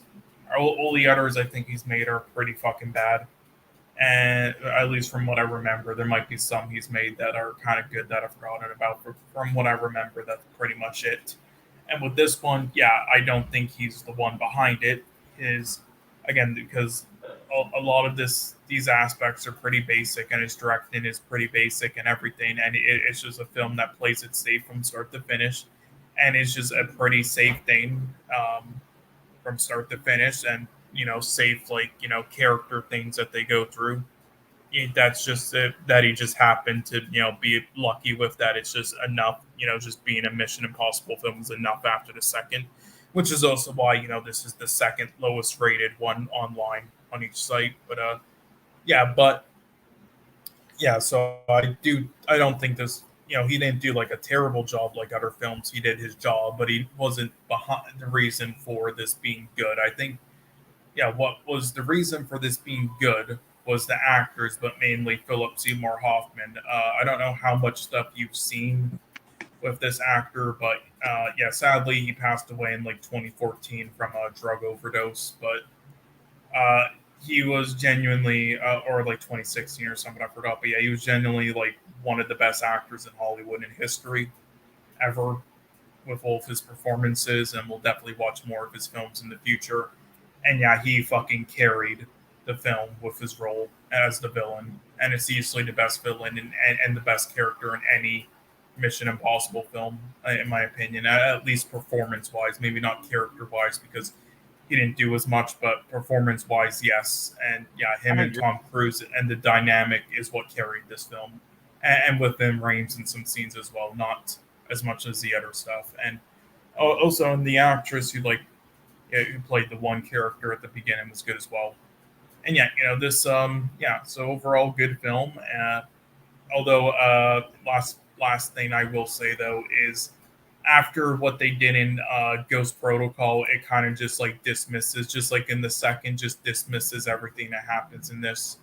It kind of makes it all pointless in the end, which is another reason why this is the second lowest rated out of all the Mission Impossible films online, because it kind of just makes it all pointless in the end, because it goes through all that stuff for them to then just be like, his wife died, and there's just randomly from a Uh, supporting character. Dude, did you forgot some of the plot twists in Ghost Protocol? Because if you did, um, maybe rewatch it before next week. Wait, really? Wait, did I forget something? Yes, you forgot something about Ghost Protocol. So make sure to rewatch it, bro. Wait, Make sure to rewatch it. I won't listen. spoil I'm everything. sorry, that entire thing is such a forgettable film. Yeah, but I suggest you to Sorry, not rewatch it, forgettable bro. film, forgettable franchise that I forgot. Okay, look, I don't remember anything involving her. I don't. Rewatch it, bro. Hold on, let me see. 1 second. Well, it will spoil you something if you really look into it, but Let me see. you got something wrong. That's why I say that. I got something wrong. Is that it? Yeah. Okay, no, never mind. Sorry, that's okay. No, I sort of did it. Okay, no. Okay, look, okay, no, I remember what it was again. Right, the fucking hell. Yeah, so yeah, right. Didn't die, but something else happened that he then revealed later. Right, that was Well, it. actually, at first they dropped Yes, they the said bomb, that. Well, but they said that and everything, but the it plot was then. twist is that she actually survived. Yeah, that okay. Yeah, so that's the thing. But okay, so what I really meant though, okay, so this is what I actually was trying to.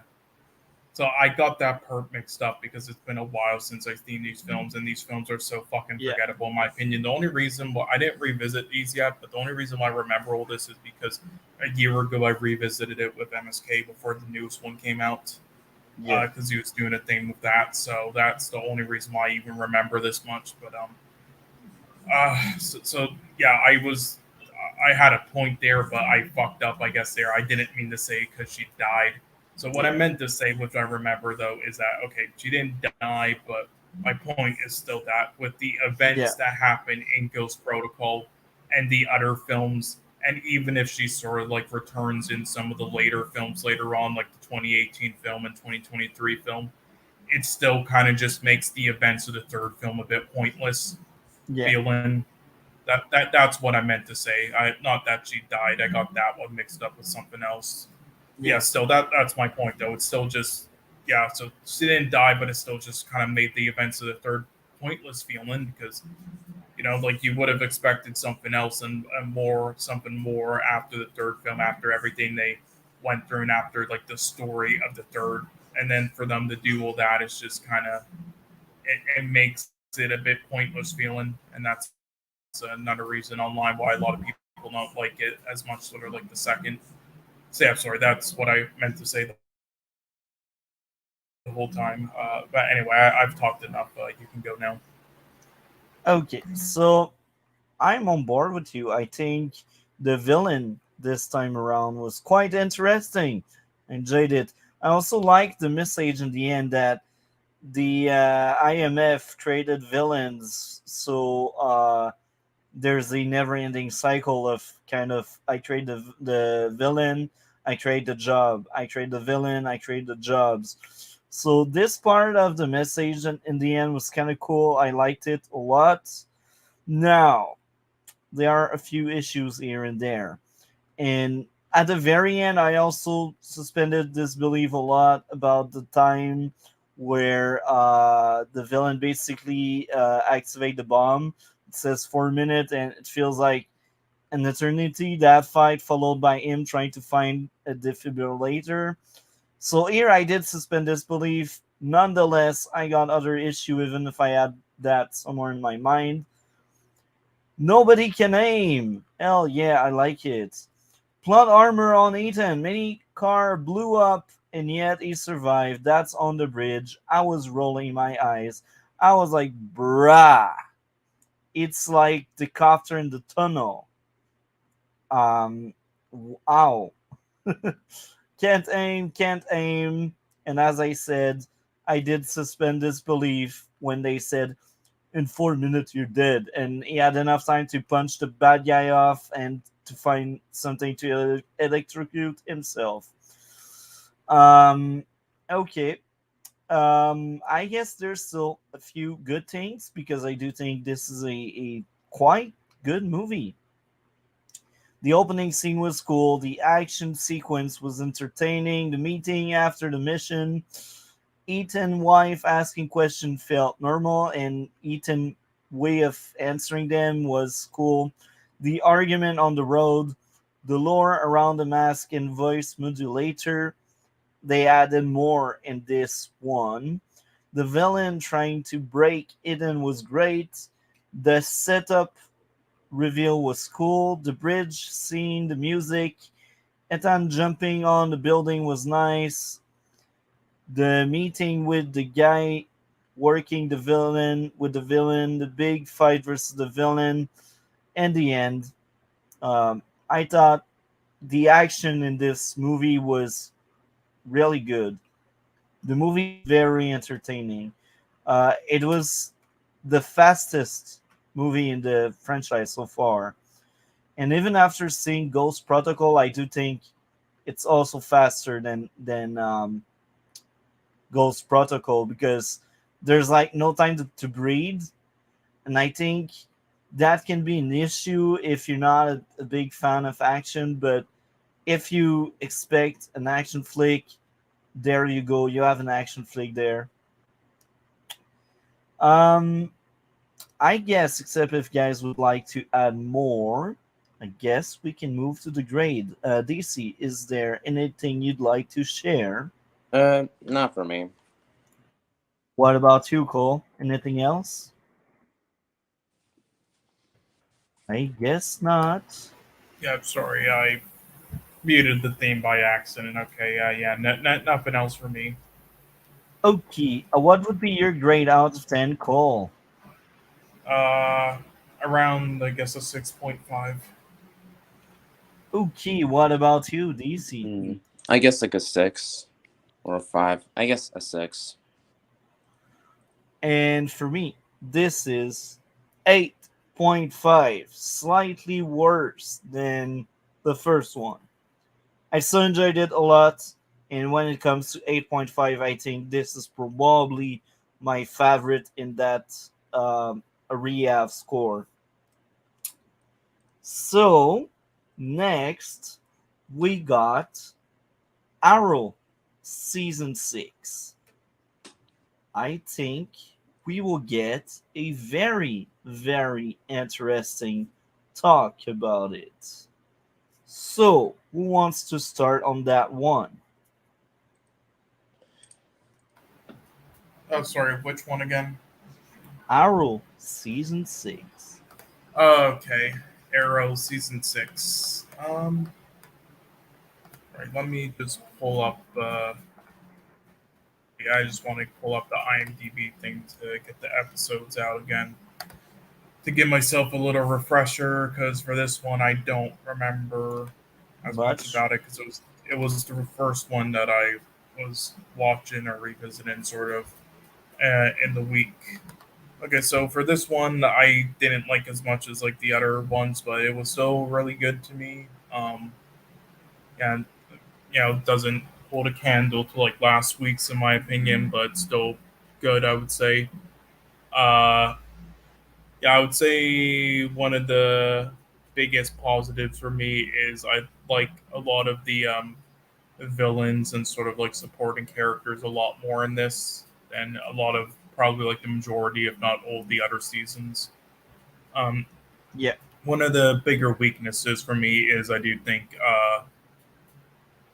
the lead in this was Oliver was a lot was not as how to just not as good in this in comparison to other seasons. I think at least the performance by him and the character, I didn't get like the same feeling from and like the impact from his performances in this season that as I did from like other seasons. I don't know if he was sort of like not trying as hard in this or whatnot, but yeah, I maybe it's because this was maybe around the time when he wanted to leave. I don't know, but I just I didn't like it as much. But the one thing Yeah. that I really liked about it though was again Deathstroke. I really liked Deathstroke in this. Probably like my favorite episode, seeing that seeing him return, which I believe is the episode name. And yeah, production design I do think was about the same. Direction, what I think was a bit weaker. Action a bit weaker. Cinematography I think about the same. Editing and lighting I do think was actually slightly better. And yeah, I'd say about it for now. I guess I'll try to think of what my top three and bottom three episodes would be later because I don't quite remember. But anyway, you guys can go now. Yeah, before I let DC talk, I will say something. Um, that was near the end of Stephen Amell contract. The guy that plays Oliver. Um, like I think at first they plan on making 5 seasons, but then because season 5 was well received, they did season 6, and I think the contract was like 6 or 7 seasons. So yes, this is near the end of the main actor contract, but on top of that, there's another factor to consider is contract themselves. Each show, like the actors that are there since the start, they get more free time because that's something they can negotiate. So they get basically less screen time to have basically the same pay, and this makes them cheaper because um, what I mean by there is like they work less, they get the same money, but they also get to pay other actors cheaper to fill the rest of the screen time. So it's kind of hard to explain, but everyone wins in that case.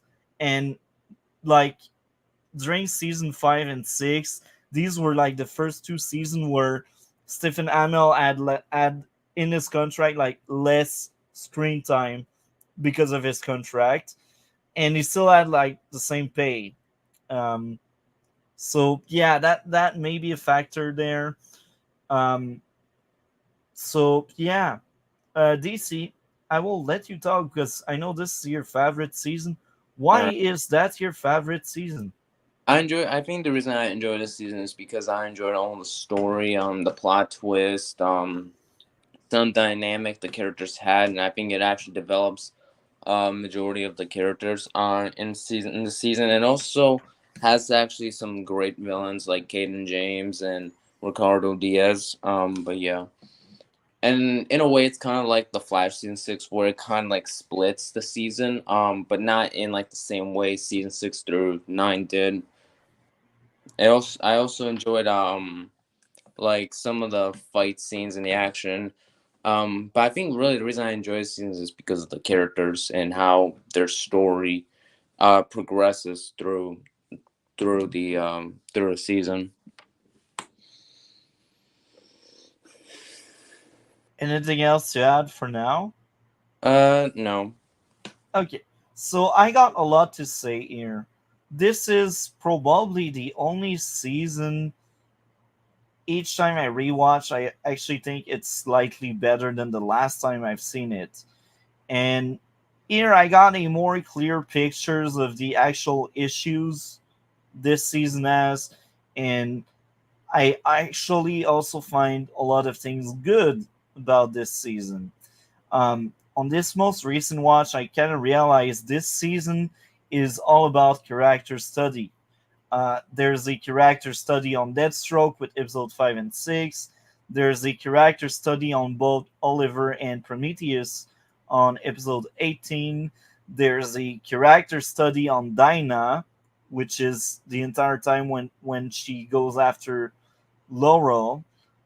There's a character study of John Diggle when he basically goes after Oliver because Oliver doesn't want to give him the hood.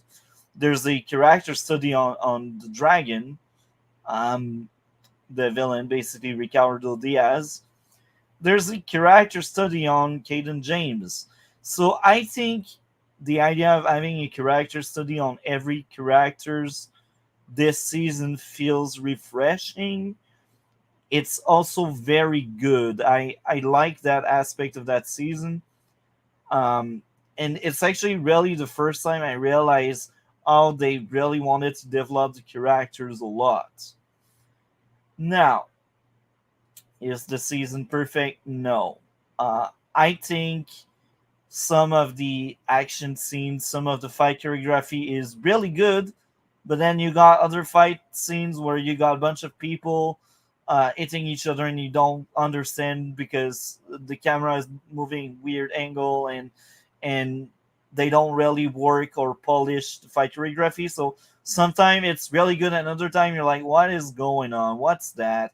It's really bad. It gives some kind of like season 3 and 4 vibes when it comes to fight scenes because sometimes you really do have good fights, but others you just don't. There's also a character study on like Roy Harper and Tia relationship. Tia sent off is also kind of good because they didn't know what to do with her after the bloodlust in season 4. Season 5 they tried doing some stuff with her and I think it worked, but that was just a subplot. She's not really the emphasis. So I think that was the right time for them to just write off Tia. No more flashback every week felt very different, and I really like that idea. Now, one of my many issues is the fallout of Lianu. They didn't take enough risk. They just killed off Samantha and Malcolm Merlin. These are the only two casualties. And yes, Deagle has nerve damage, which is fine. And yes, T.I. is in a coma, but the fact that Felicity had no injuries or anything was kind of annoying. I wish they killed off some of the newbies. Uh, I really don't like new Team Arrow. Season 5, they were fine. They were justified because Deagle wasn't always there with Oliver and Starling City. And they were also introduced as new characters to have cheaper actors on the show and stuff. I get that. But then season 6 happened. Oh my. You see, Dinah character study, as much as it's well done, I think Dinah character is the issue there. I really hate that character. In season 5, she had a very interesting arc about revenge and what to do after the revenge. Okay, that's really good. Then season 6 happens. They're like, oh, we don't know what to do with Dinah. So, oh, you know what? Let's give her another revenge arc. Great.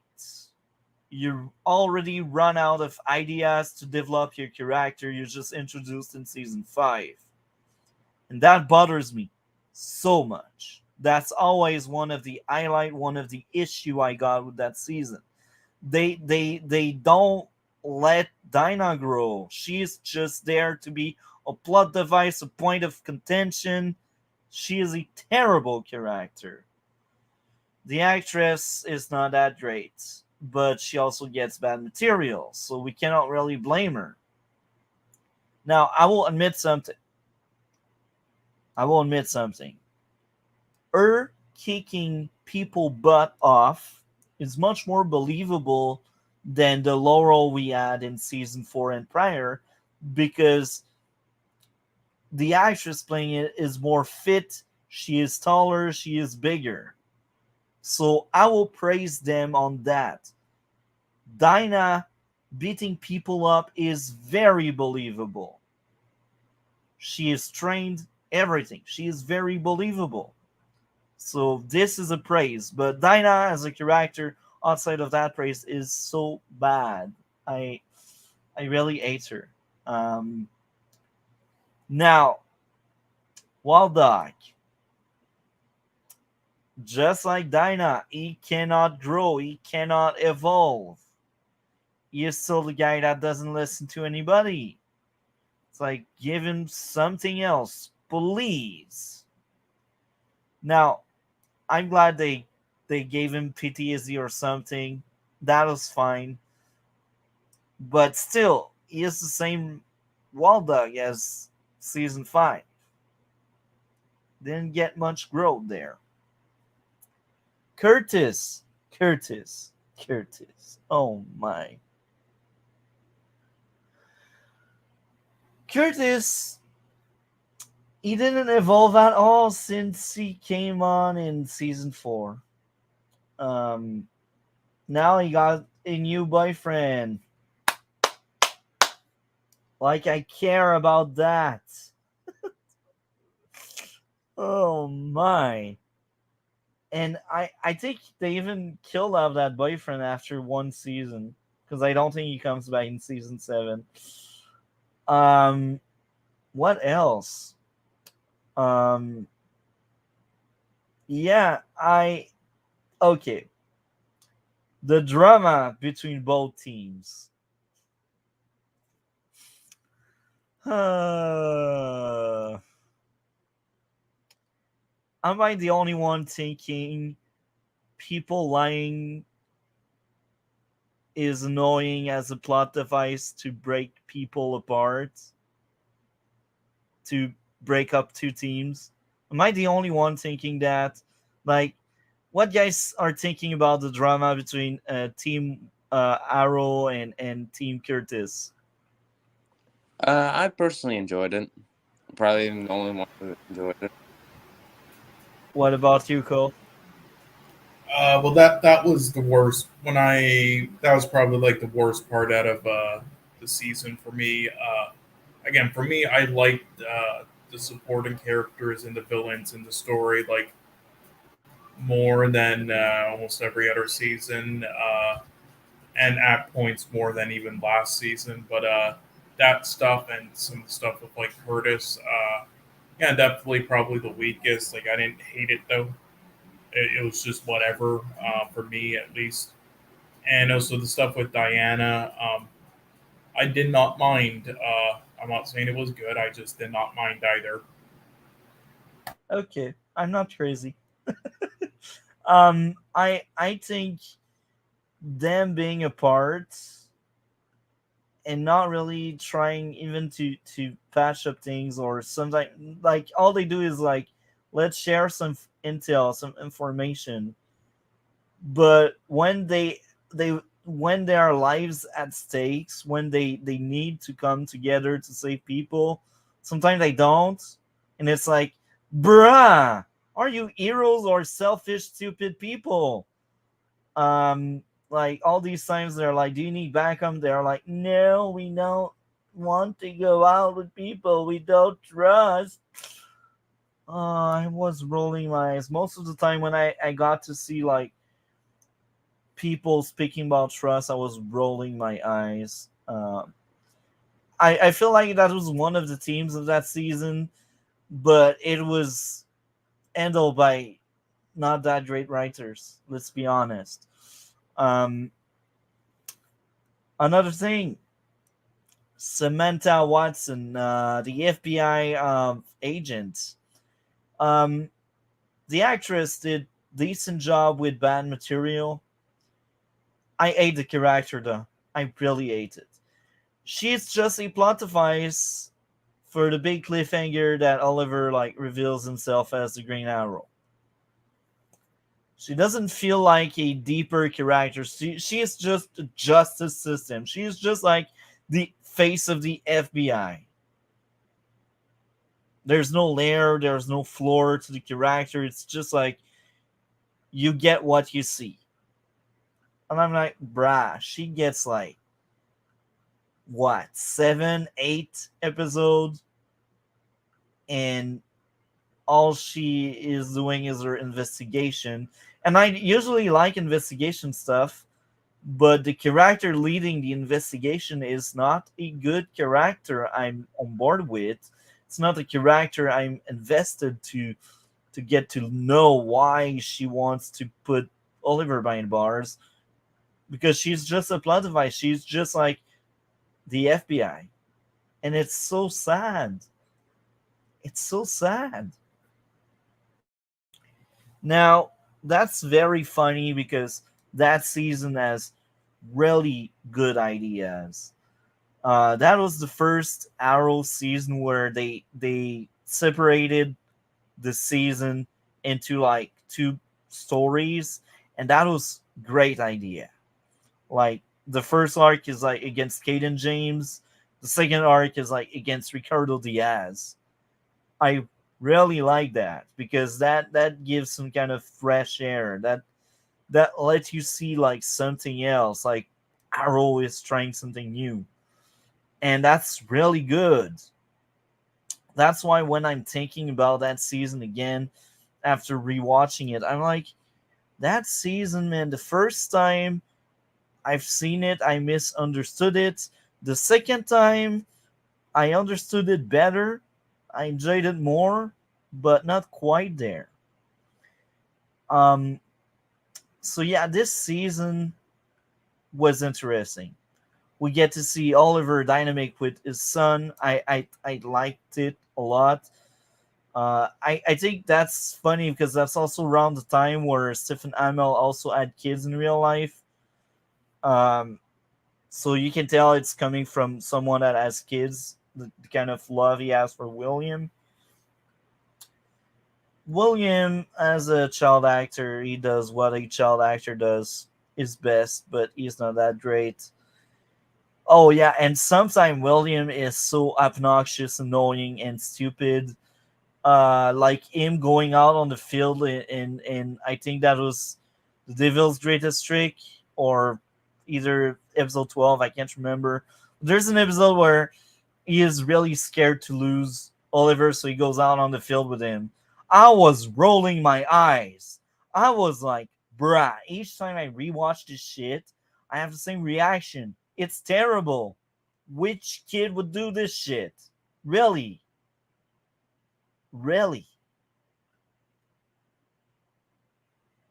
Why didn't you want so hard for William to interact with Kate and James? Why? When the writing room thought it was a good idea. And we also get really great fight sequence like in episode 11 when William is in the bunker and he watches Oliver taking down several people. We get that kind of scene that is really great, a really good scene. But then we get fight scene where there's a shaky camera with people kicking and punching, like they read the script and they knew what the other person would do. It's like, yeah, this is season 6 in a nutshell. Or we get like Team Arrow and Team Curtis fighting each other over who will capture Black Siren. And I used to think both sides were justified, but in fact, no, they aren't.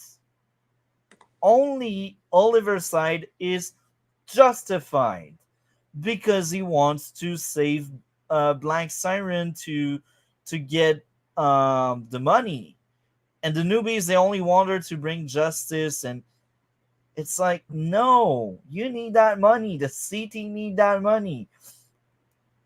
So yeah, I used to think both sides were right, but on my most recent watch, I just ate the new team even more, and I'm like, bruh, they hold a grudge against Oliver because he injured Wild Dog again, but they injured John Diggle. It's like, bruh, hypocrites everywhere, man. The entire drama between people is terrible. That was the worst part of season 6. I truly ate this shit. It felt like season 4 all over again. And guess what? We got Donna Smoke again. Even if she had like 3 lines in episode 9, I was rolling my eyes. I was bashing my head on my screen. I was like, bruh. At least that's the last time I see that cow. Okay. Anything else to add, guys? Cole, I spoke in depth. Do you have anything that came up to your mind? Not really. And We can play the anything else I game was of, sort of thinking of, you kind of said already. So, yeah. So we play the game of the top 3 worst 3. DC, all right. I will let you start. What is your top 3? What is your worst 3 of season 6? All right, so my top 3, because this is my favorite season. Like the Flash in 6. Normally, I would have said the entire season, but if I had to pick, I would have said episode 18, episode 23, the finale, episode 7. No, episode 20. I meant shifting alliances. Allegiance. Allegiance. Yeah, yeah. Yeah. I also enjoyed the 2 Deathstroke episodes as well. As for my least favorites, or one I enjoyed the least, episode 9, Irreconcilable Differences. I mean, I still enjoyed it. Just I Donna. the most recent, the most recent time I watched the episode, I liked it less, but I still enjoyed it. I enjoyed episode 17, just like episode 9. The most recent time I watched it, I liked it less, but I still enjoyed it. And I guess episode 1 as well, but I still enjoyed it for the most part. Okay. What would be your top 3 and worst 3, Cole? Right. So first, my worst 3 would probably be episode 14, then episode 9, and then thirdly, episode 4. And then for my top 3 would 4. be That's interesting. I want to hear more about 4. Why is it so low? I just thought it was poorly done, but if you want to know like a specific reason, Yeah, I'm curious. I don't like Black Siren in that episode. I think Oh, okay. But do you think she I is a good villain in the overall season? yes, because that's like one of my highlights. I just think that Yeah. episode specifically, Okay. I thought they did it poorly. But I think I forgot. Was she? I forgot some. like so much about this season by this point. Was she like a one-off thing, or did she, or no? Black Siren was part of the villains team up, and Right. I was just making sure that it wasn't she a also one-off thing. killed vigilante that's basically Dinah boyfriend, and Right. Okay. Dinah Yeah. Right. entire thing in the back half was going after Black Siren as revenge, and in the end she kind of realized she need Black Siren, and that's kind of fine. That kind of redeemed Dinah as a character, but the sole fact that she was an angry cow for like 90% of the season, I'm like, bruh, Dinah, you're atrocious as a character. Yeah. Again, I don't think it was a well done character, and I definitely didn't like the performance. I just didn't mind it though, because I thought, in the story they were going for, like even if she's like hateable, I think it works. But yeah, again, I was just making sure I wasn't like confusing that with some one-off thing. Okay, No, I remember now, but Black Siren yeah, played a huge I got role. yeah, I think she was great in the other episodes. I just think in that Yeah, specific one, I don't like her in it, and yeah, I think with the things like Oliver did, and then some of the like character conversations in that one specifically, I thought was annoying and stupid and not well done. yeah. And yeah, so I would say so. Yeah, that's a bottom three, and then those other two I mentioned. Yeah, top three would probably be, I would say, episode 21, episode 18, and episode 6. Oh, And interesting. and then actually, sorry, episode 5. Sorry, episode 6 would be like 4. I forgot about the Deathstroke episode.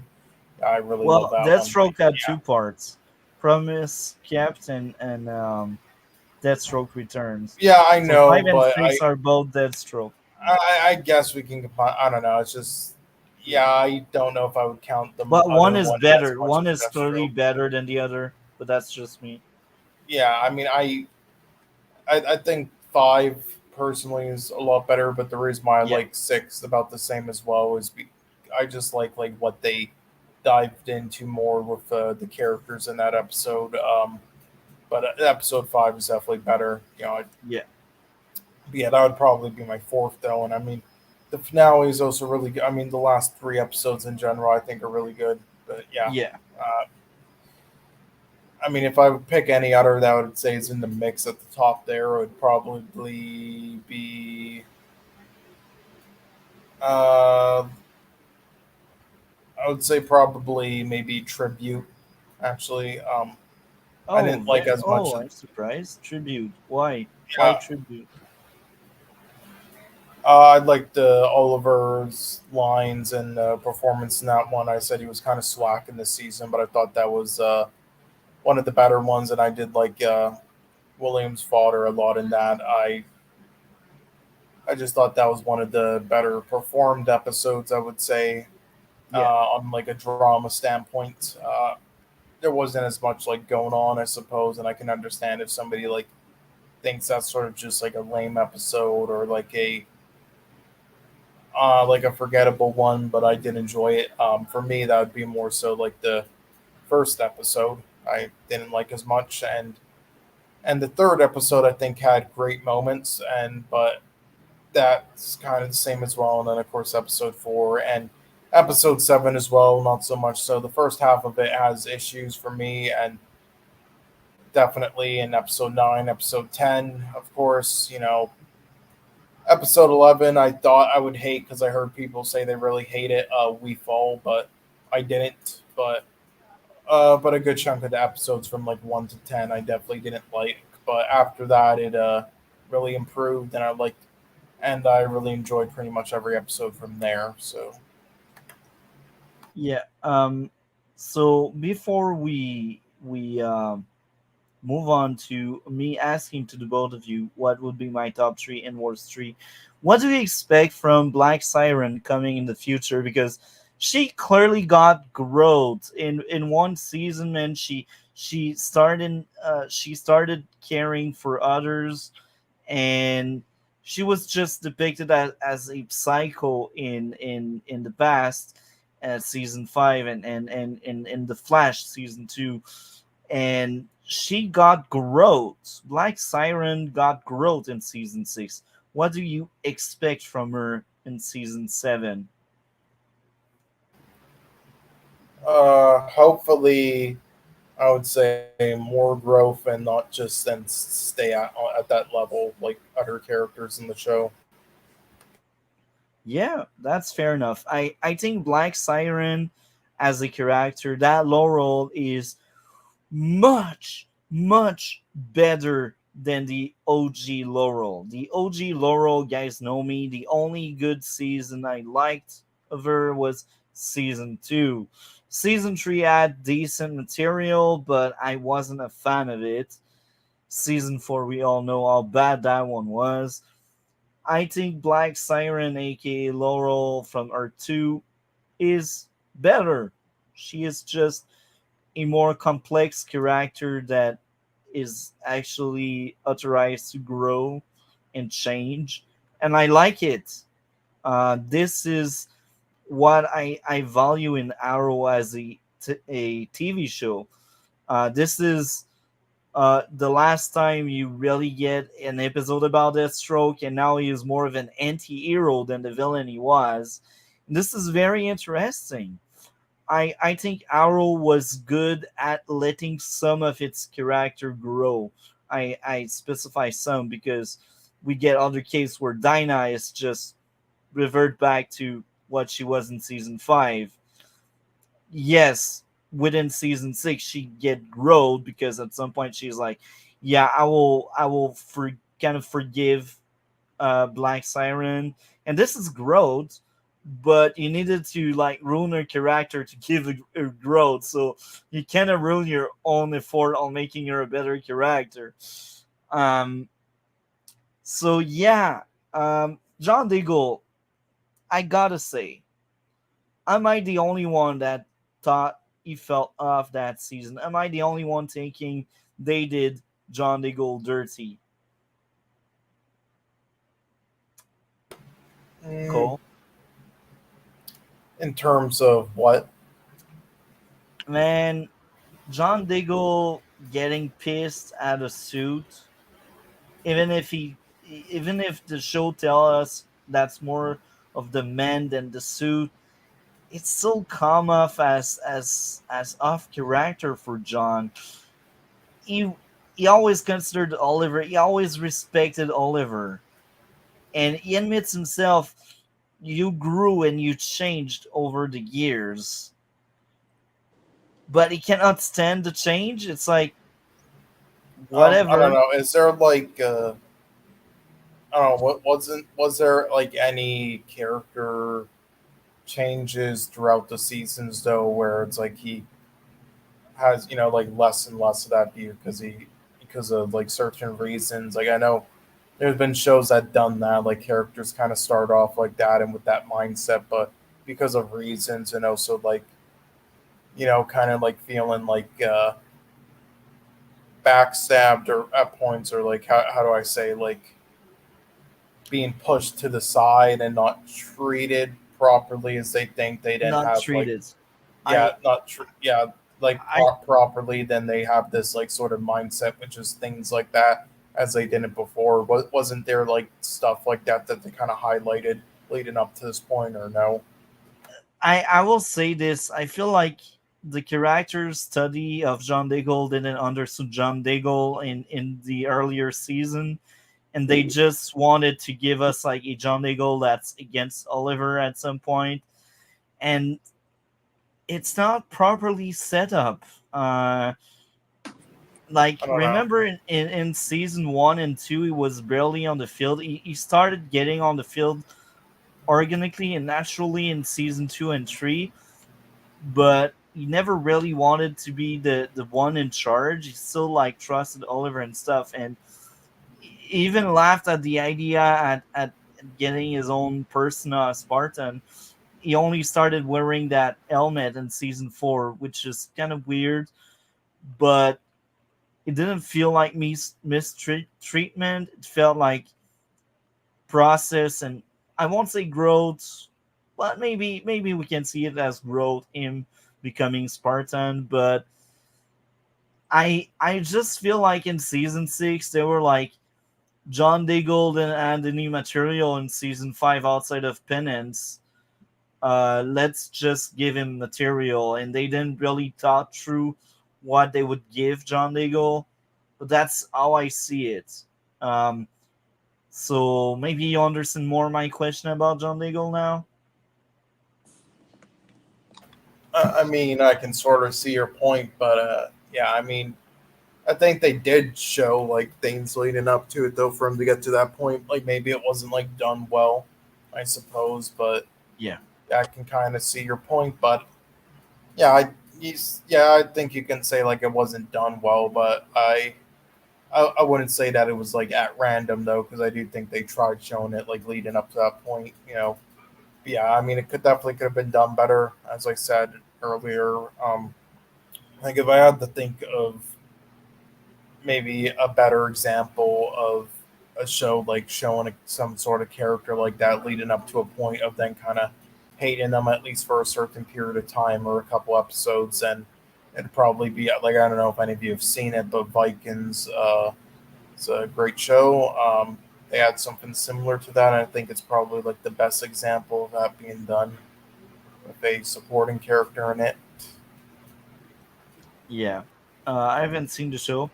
Have you But heard what of it at about? all? No.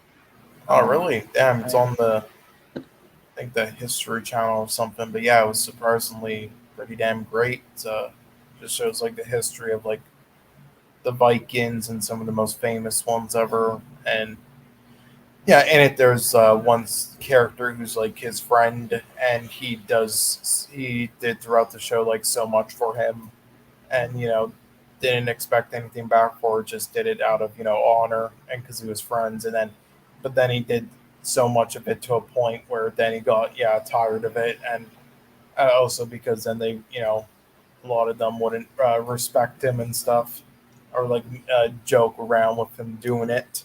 So then he like turned on him for at least a couple episodes. It was probably the better time I've seen in a show that it was done. But anyway, I'm getting sidetracked. But yeah, I feel like they could have been done that better in Arrow though with him. So yeah. Yeah. What about you, Marvel DC? What did you think of John Diggle in season 6? And I thought, I mean, I thought, and because in recent times I did not enjoy episode 17 as much as I used to. I thought, yeah, it was a little out of character. But I can understand his points when he was saying he was having issues with the man under the hood, not really with the costume itself. But Yeah. yeah, they have understood why. But yeah, I do agree it's a little out of character. Yeah, it didn't feel right because it took him like 2 seasons to be really on the field, 3 seasons to be part of the field people, and 4 seasons to have his helmet and his suit. So yeah, that was really like in the background. And I will be honest, I really miss the days where he wasn't that often on the field. Feel like there's too many people on the field. That kind of bothered me in season 5 and 6. Even 4 had that issue. Like the best the team was when it was only Oliver on the field. But that's only me. Um, now, um, I will let DC guess what would be my worst 3 episode in season 6. All right, so I'm guessing one of them is Irreconcilable Differences, episode 9, Collision Course, and Brothers in Arms. Those are the three ones I'm picking. Very interesting picks. What about you, Cole? What do you think is my worst 3? Oh, okay. Oh yeah, worst three. My bad. Shit. Let me scroll it up again. Okay, yeah, I would say it's episode 9. Yeah, definitely have to say episode 9 at least, and then I would say episode 10, and then episode 1. Oh, very interesting. Um, I like your picks. Um, I won't say much more. I will tease it a bit more after I ask Cole what would be my top three. Okay, top 3, I'll say.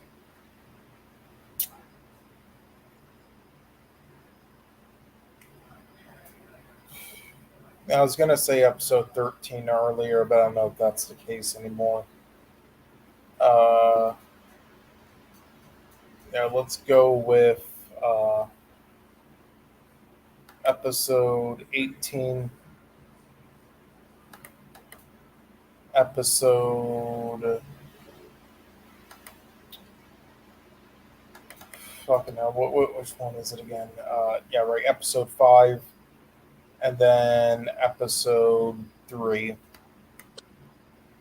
Oh, I like your picks. You know what? I will tease a bit before I reveal it. Um, you guessed some of my worst. You guessed what used to be my worst before this most recent watch. So you're half right. Um, so now it's time for me to screen share. Where are you? Where are you? Where are you? Where are you? So, guys were half right. Episode 9 is among my lower. Like, what I placed in from C to B, these are what I consider like the worst episode in that season. They were really, really weak. Yeah, I'm And kind of surprised by the ones you hate the most. yeah, I mean, and I'm not surprised by Weefall being fourth. I figured that would be fourth, but good lord, I figured, yeah, pretty much the ones that are like above, just above like the bottom 3 for you on here, I would have expected to be the other way around. so here's the explanation and the lore behind it. So, Brother in Arms, oh my, uh, they did Dirty John.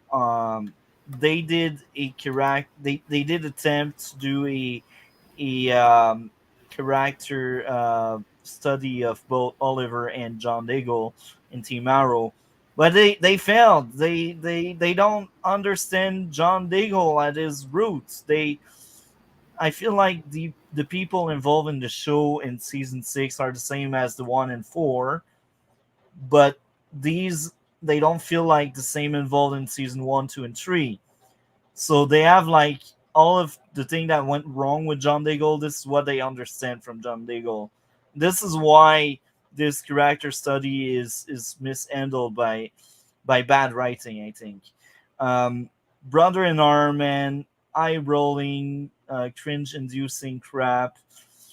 Performance wise, it's fine, but the writing is terrible. I can't remember every single issues with that episode. I will need to rewatch it like individually, but the bulk of it is like John Diggle, bro. It's like nah, it's not my John Diggle. Not listening to Oliver on the field, it's like bruh.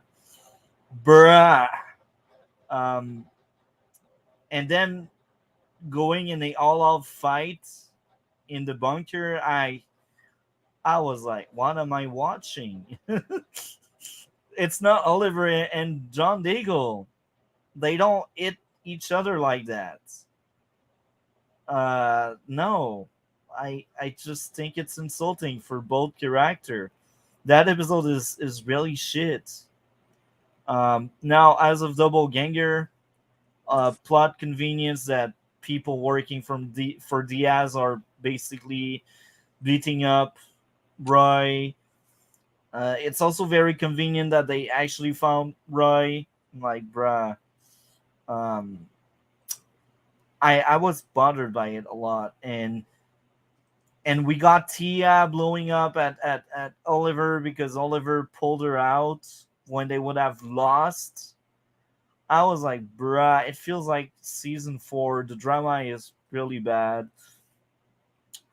We also had like that subplot where they plant the seed of that drama between Oliver and Diggle about the suit. Was really bothered by it.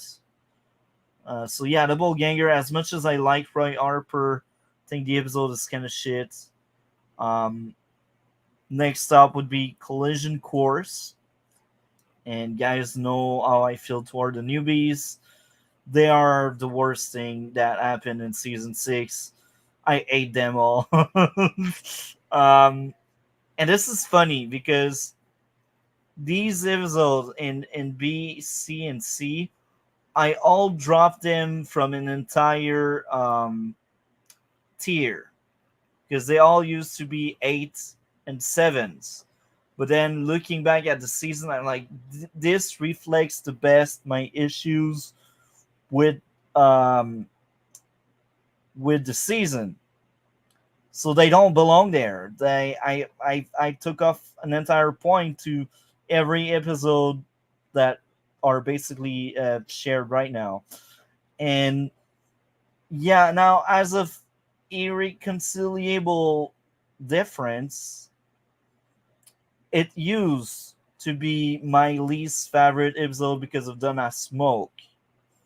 My most recent watch, it wasn't that bad. I still ate the crap out of Donna Smoke, but I kind of forgive the episode because they try to set up well the back half.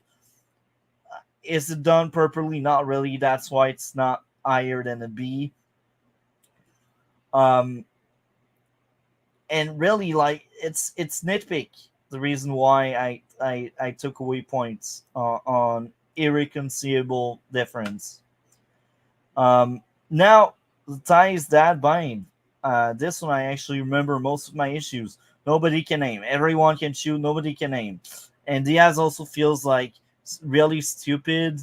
He used to be like tactical and he used to outsmart people, but there he's just a thug wanting revenge, and they did their own villain dirty, which was funny. Um, yeah, that's how I see it. Next up, here we are with the upper part. Now, A plus, S, and S plus, these 3 tier, I didn't touch anything. So these episodes really belong there and they deserve to be there, I think. Um, I feel like the first half of the season is probably like somewhere in between. It's not the worst part, it's not the best part of the season. That's why the episodes are there. I think the worst part is really like the middle. The middle is really bad. Um, so, um, my favorite was Docket number 11, 19, 41, 73. The main reason is this episode is the only 10 out of 10 this season. That's why that's my favorite. I had no issue whatsoever. And this is funny because I think it's the first time I actually watched this episode and I end up not having any issues with it. Um, so that's a 10. It's followed by the Dragon, with the only issue like when Ricardo freed the guy and the quadrant guy shoot the guy and Ricardo, instead of going for the head, he just shoot on the bulletproof vest. I'm like, bro, that's very convenient how Ricardo just survived. And that's literally the only issue I had with this episode. I'm like, aim for the head, not the vest. But the Dragon was a great character study for Ricardo Diaz. I really enjoyed it. Life Sentence as the best cliffhanger the show had, and Life Sentence as a lot of good action. Um, and Samantha Watson actually feel more like a character than she felt in the rest of the season. What else? Fundamentals. That's an honorable mention because I remember Fundamentals being probably my favorite episode in the past. But on this most recent watch, I had two issues in a row, and that they were early in the episode. Like people can't aim, and there was another issue I can't remember. But one of the issues is people can't aim. Um, I also had Deathstroke Return. I really like that episode. It didn't make to the card because I just feel like Fundamentals is better and Life Sentence is also better. And that's because Promise Kept is also much lower. Um, so yeah, that's my top three. I really enjoyed this most recent watch. That was a really good watch, I think. So I will stop screen sharing. I think I have to do something again for a bit. Be back in a bit. Oh, that's hilarious, Cole, because our score are very similar. So because Cole needs to do something, he will be back shortly. But it's time for the score. Um, so what about you, DC? What would be your score out of 10? A 10. Okay, fair enough. That's your favorite season. You also gave a 10 to season 5, which is very interesting. Um, I I I really think a lot. I'm still not really sure of the grade I will give.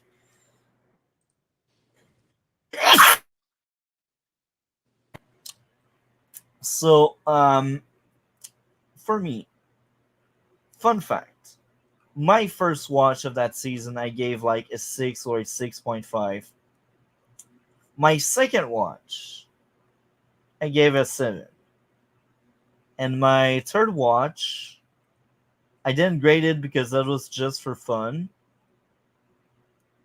And this fourth watch, I think it deserves a 7.5 out of 10.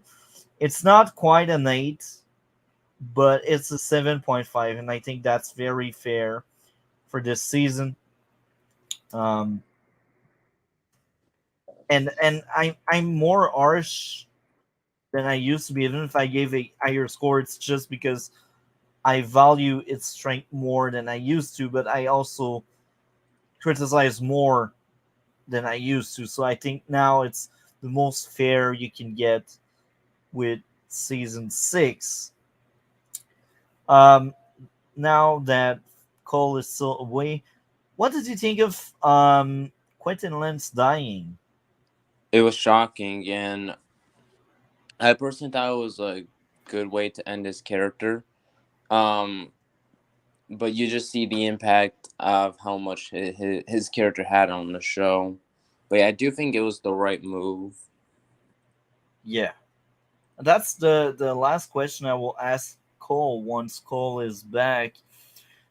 So, did you have time to watch any of the Black Mirror episode in season 3?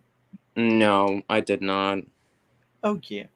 Um, so next week is a Star Wars week with also Mission Impossible. So, watch as much as you can, but Yeah. sadly, only this week we don't have any DC stuff going on. 2 weeks from now, we will cover season 7 All of right. Arrow and season 3 of Supergirl and season 4 of Smallville. but I know you're not really watching Smallville. Did you try to watch at least something else about Smallville, or you really don't? And not really. I kind of understand what the show's about. So Yeah. yeah, So I'd suggest you to give the show a shot. To be I honest. will. I will. It's just I don't think I will be able to have time to watch it for the podcast. Yeah, Like yeah, but yeah, like in your free time when you got time, yeah. I that's more like what I mean. I Um, will.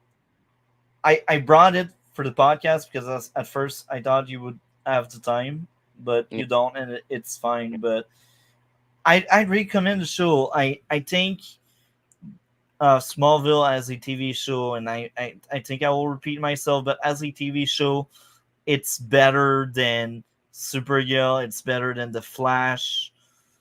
Um, I think as a show, maybe it's slightly worse than Black Lightning. So that means that I still think Arrow is a better show than Smallville, but Smallville has its moments, and I know you're into comic book, and the characters are really comic book accurate for most of the time. So there's really different, like the Green Arrow in Smallville is very different from the one in Arrow. I'd say the one in Arrow is more complete because obviously we compare a supporting character to a main character, so that's very different comparison. But I still think Oliver in Arrow is better than in Smallville, even if they are different. He is better because he got more growth. They work more Yeah. on that Oliver. But the Green Arrow in Smallville is still very good. I still enjoy that Green Arrow a lot. And Smallville is basically the reason why I decided to give Arrow a shot. Um, so yeah, Smallville, something I recommend, and you're also like the right age because um, the first, well, the show is like Arrow, and the others like every season is a year, like, and season one is like freshman year of Clark Kent in Smallville.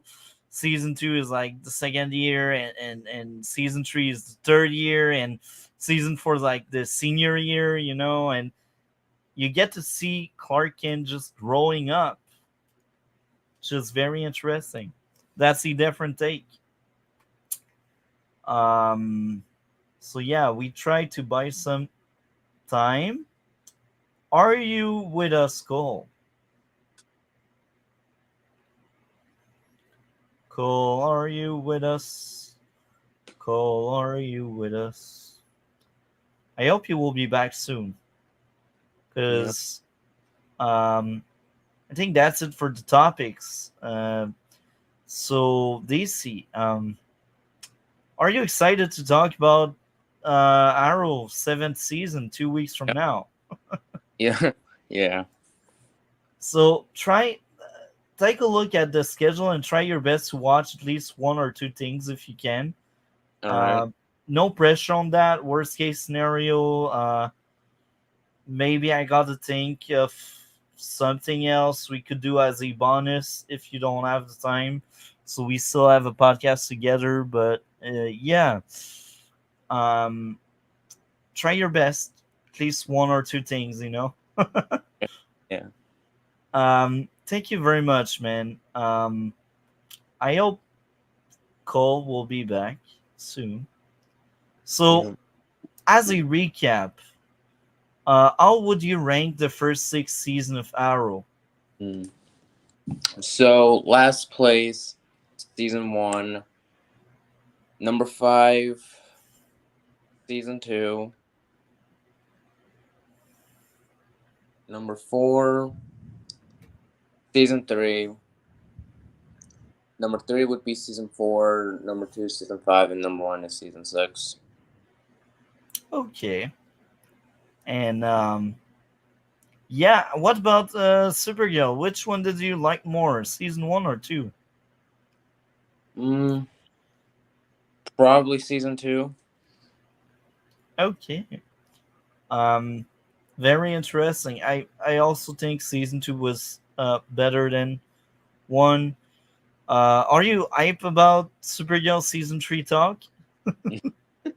No, no, that's like for me when the show started getting bad. Really? Yeah, So first you one, didn't like season three? nope, at I'm all. shocked. So what about season four? I thought it was like season one and two. It was just average. I mean, it definitely was the best. It was just average. What did you think of season six? I honestly didn't bother because I can still be around for season six, but I honestly didn't bother because I was like, you know what, Have Supergirl you is seen it? no, but I know what happens, and then I mean, season five broke me that bad. It's like I'm not even gonna bother with the final season. It's Try fucking trash. try to watch season six to have at least your own opinion instead of the others.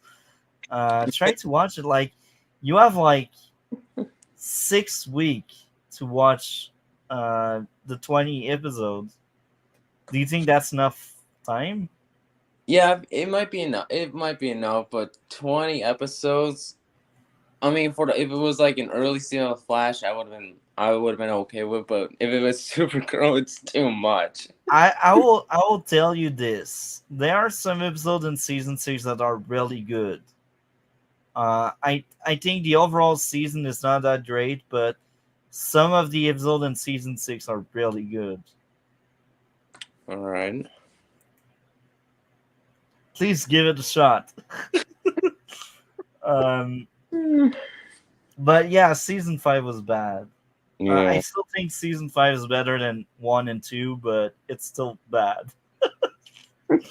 Not a true comparison. That talk will be interesting. Yeah. I think it will be more like Cole and I roasting the shit out of it, and you laughing. Yes.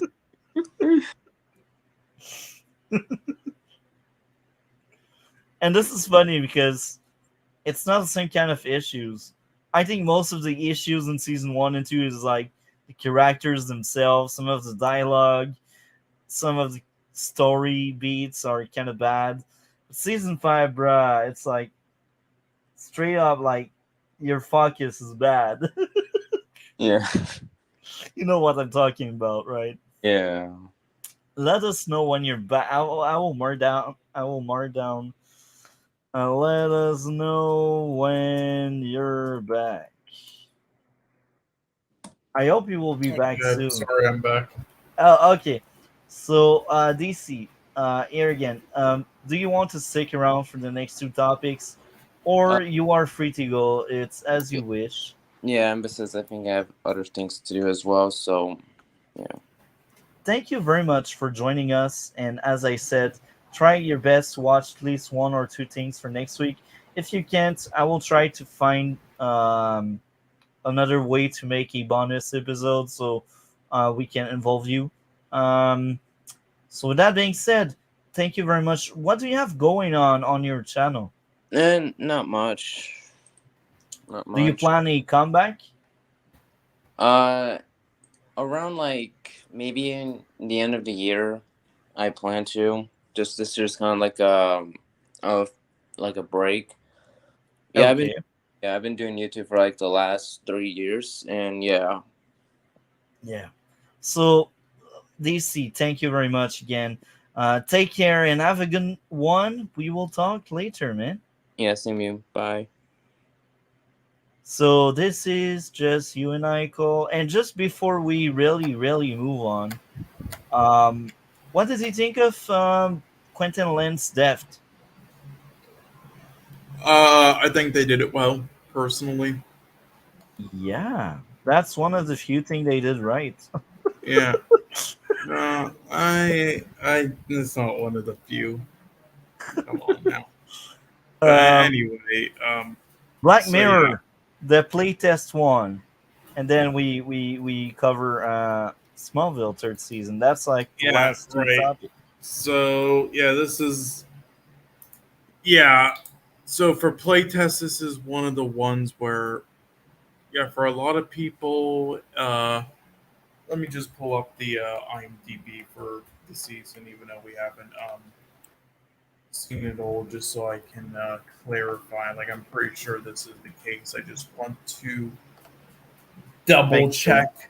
Yeah, just in case with something that I was gonna say, but I'm pretty sure it's the case. Okay, yeah. So with playtest, it's considered like one of the ones like I'd say like in the middle of the season, or one of the one more so like also one of the I guess bottom three. I would say like a lot of people consider like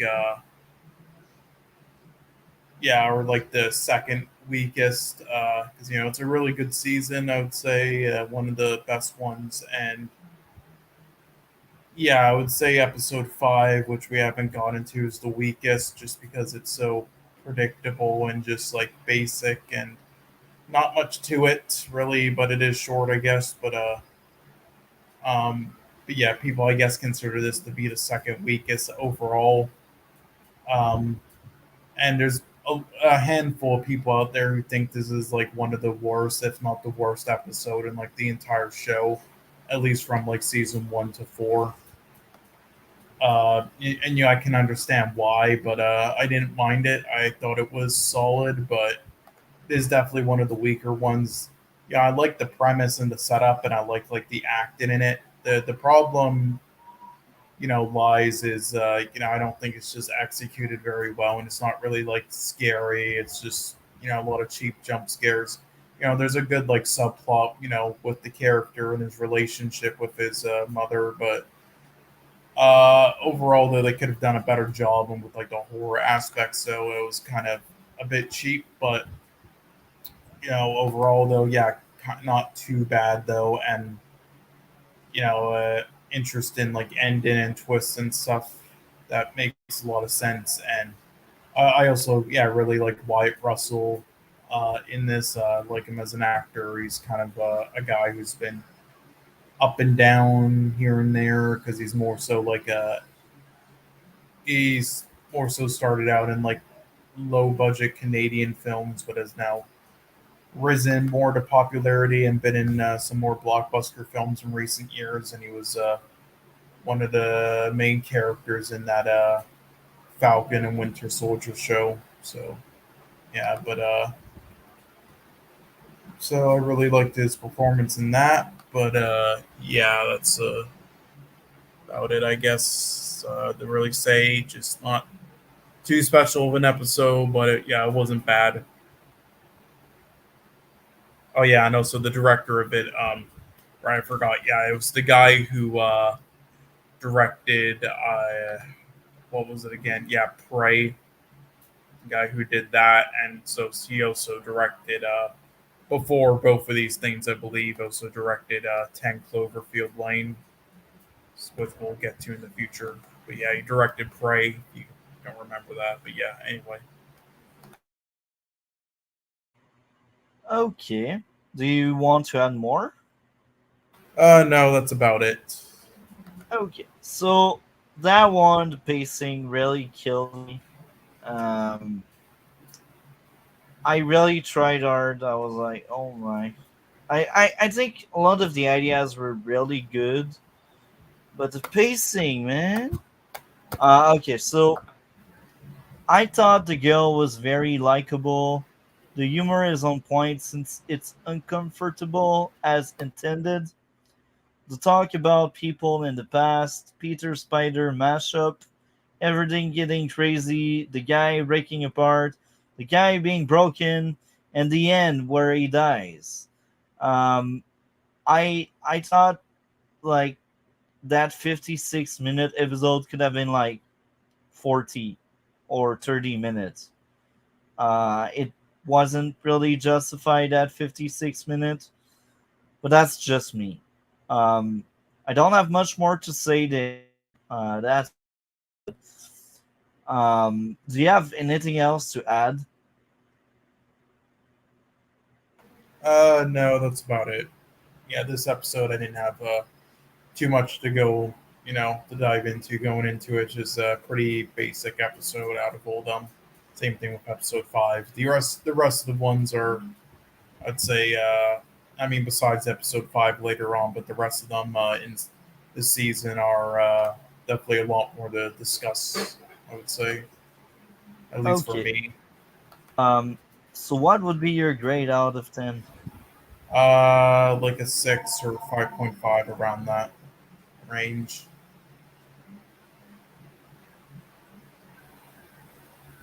So yeah, okay, I guess you got like a phone call or something. Yeah, I just ignore it. We are occupied right now. I have a voicemail they can uh, Okay. register. So my grade would be 9, because I know it's a good episode, even if I don't like the pacing. I feel like in my taste that would be like a 4 or a 5, but it's a competent episode with good message in it. And yeah, that's all I can say. uh Smallville season 3, I guess. Right, Smallville season 3. So yeah, out of the seasons so far, this would probably be my favorite. Uh, yeah, I thought the filmmaking and writing was just a hell of a lot better compared to the other two seasons, and I did enjoy them. But this was a big step up for me. And yeah, the main reason why though, sorry, this is probably one of my favorites, is because I really enjoyed Lex and his story arc in it. And I also thought the dark path they took with him was great, and how they depicted him also having regrets at points for the things that he is simultaneously doing, which shows he's not just completely evil. There's some like layers to him there. Uh, at least to start out before becoming a complete villain, I guess. I like how Clark's arc is also more tied into other characters and is more gradual, I would say. So that adds a lot of like dilemmas and conflicts with characters, and having a bit of like, a part in each character becoming kind of the way they are, such as Lex. I thought the stuff with Jonathan and Clark was awesome, and I did think the lore got a bit messed up, from the season overall, but I think that's kind of the case in every season. So I don't give it a free pass. It's just, something that I expect in each season for them to do, with this being Smallville. Yeah, I thought the writing was great. Uh, learning about Lionel and killing his own parents, it was very compelling too. And Chloe needing to get a hold of that information as a follow up from like season 2 at points, and with characters trying to like manipulate her in the process and keep her in one place was intriguing too, and especially the scene later on with her getting him to confess.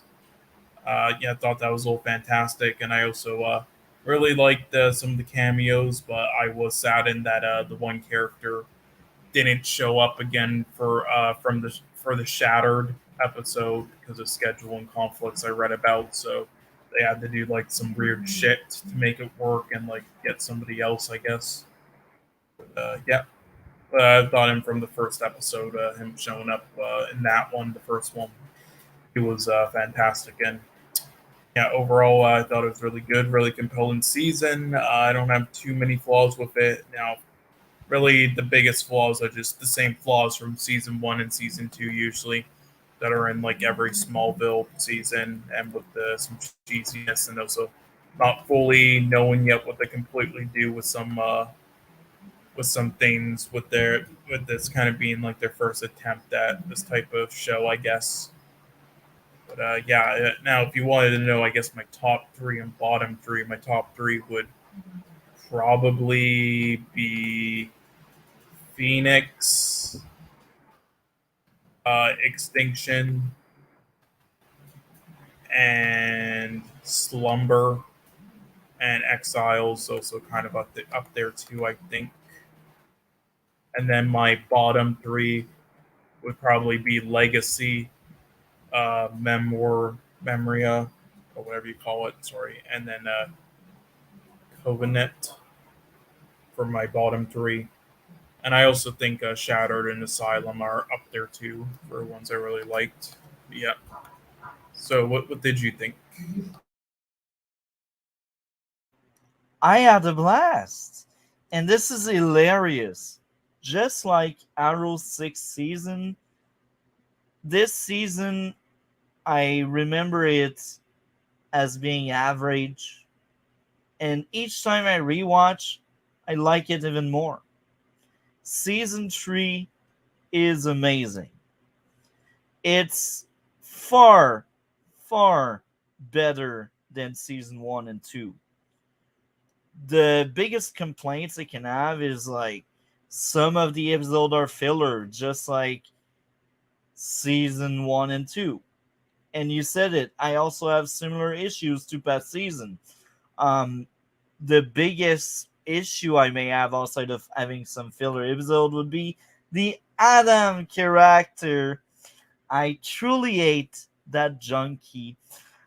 He is a trash character. He is a plot device. He is just there to add someone to a love triangle. Oh my.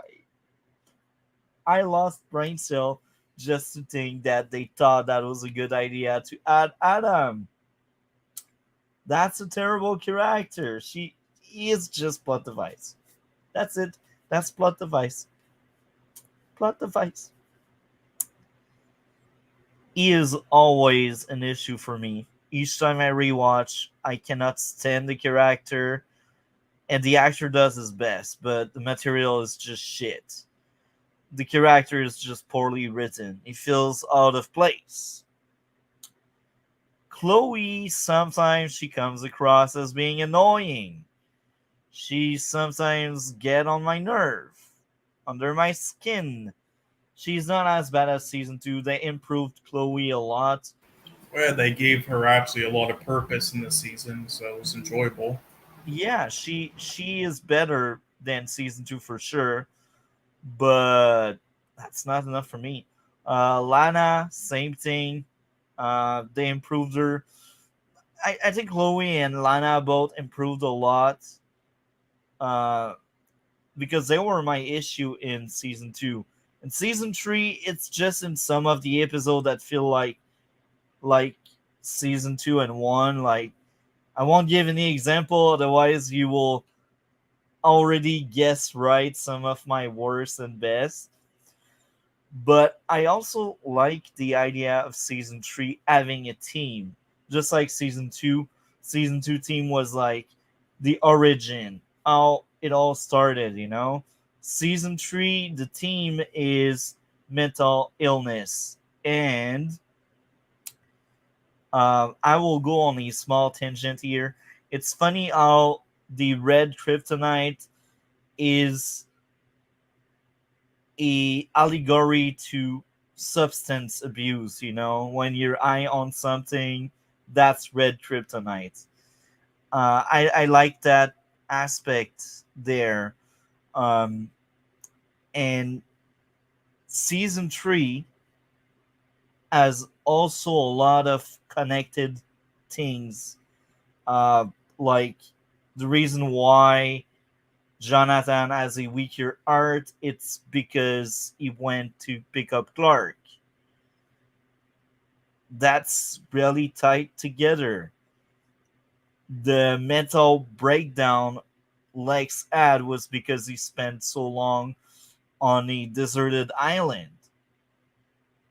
I really like the fact that this season tried to tell a bigger story than past season. Here they really tried their best to tell you a long story. Morgan Edge coming back. That kind of details. I really enjoy it a lot. Um yeah. Season 3 was great. I had a blast. And for me to pick apart and tear down some of the episodes, I really need to nitpick and search for the issue. That's all well Yeah. written this season has I been. mean, what would be your like bottom three? You're already ready for that? Okay. So I'll let you guess my bottom three. Sure. Okay.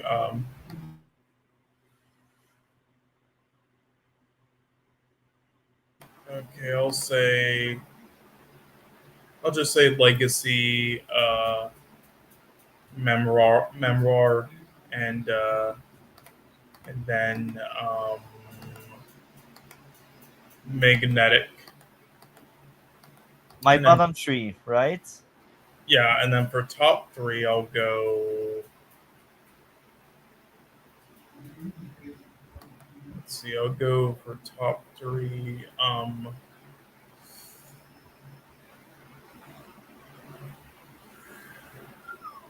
Let's see. Guess maybe. Sorry, I'm just thinking a little bit. Let's go with Phoenix,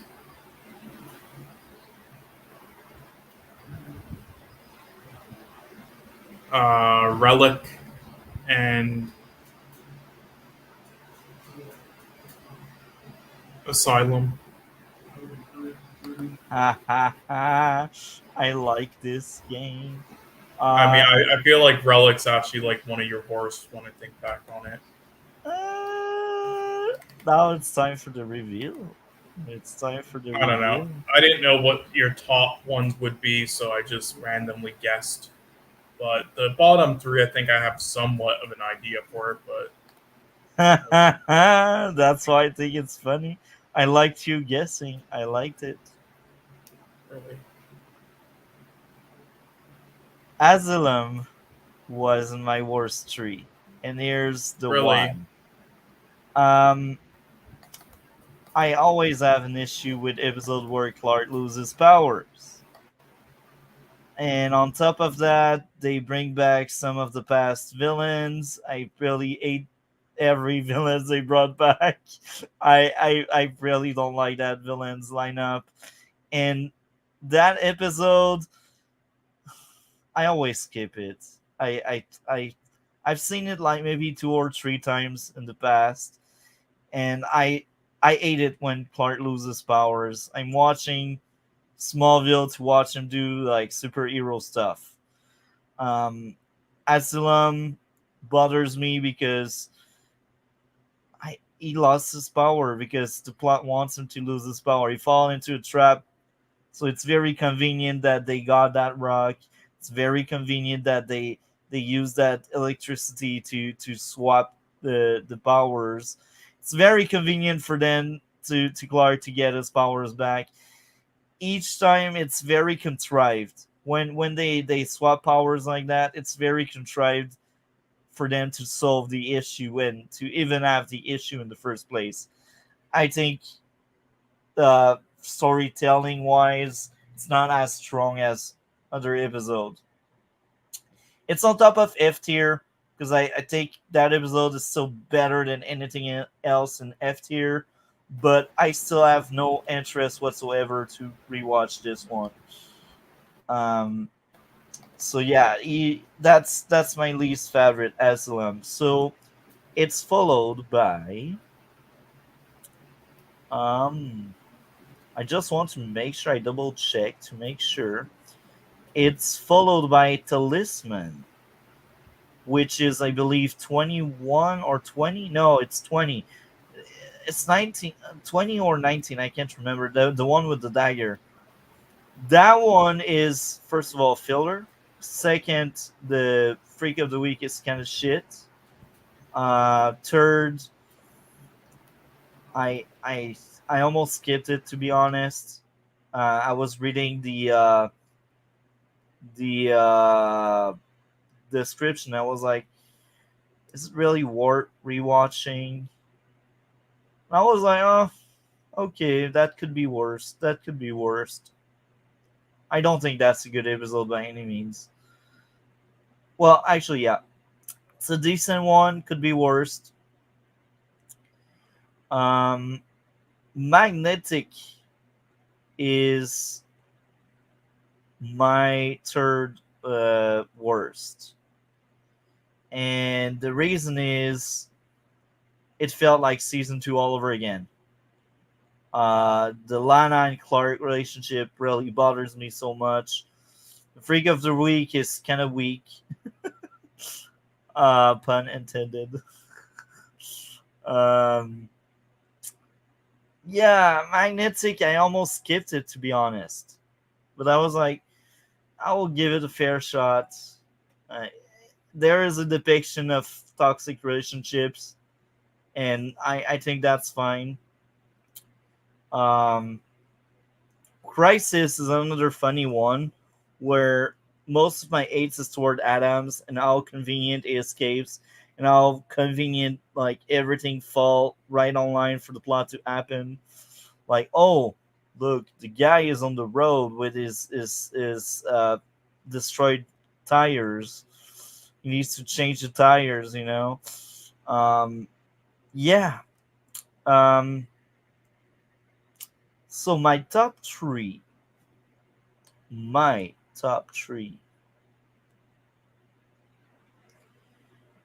Exile. So far, Exile is my second favorite episode in the show, and the only issue I had was a really deep nitpick. My issue was how did Jonathan knew exactly where to find Clark at the moment he had the power. At that point, Clark doesn't have super earrings, so there's no hint at Jonathan having super earring. And anyway, that would be Ed Cannon because they didn't show anything telling us he has super earring. And here again, the only defense I could see is, oh, but Jor-El told Jonathan where to find Clark. Uh, no, that's giving excuse to the writers, and I don't like doing that. The issue. Um, that was a great episode where we get a different Clark, a Clark eye on something, a Clark that's like, what if he is a part of his family? He is not really human anymore. He's more Kryptonian than human, you know? And that's very interesting. I really like that. Legacy, that's a funny case where I can't remember my issue. And the same goes for Confidence. I can't remember the issues too. Um, I also liked a lot Obsession. Again, they depict another toxic relationship, and that falls in line with the theme of mental illness that's present pretty much everywhere in season three. I think season three is just really good.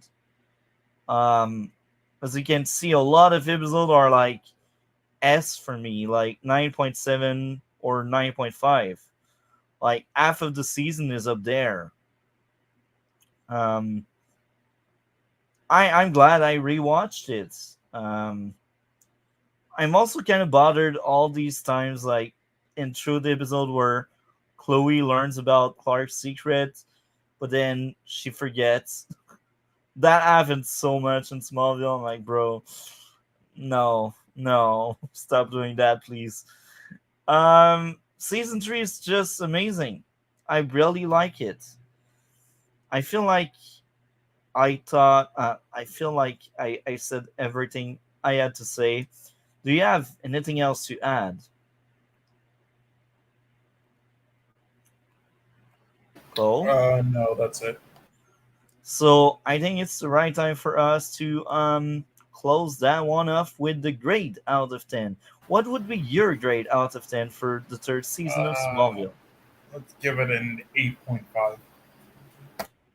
I gave that season a 9, and I really had a lot of hesitation about maybe giving it a 9.5.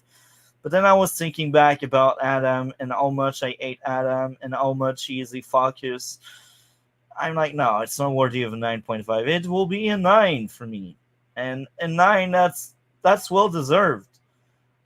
This show has come a long way for me. Season 1 was a 5, Season 2 was a 7, and Season 3 is a 9.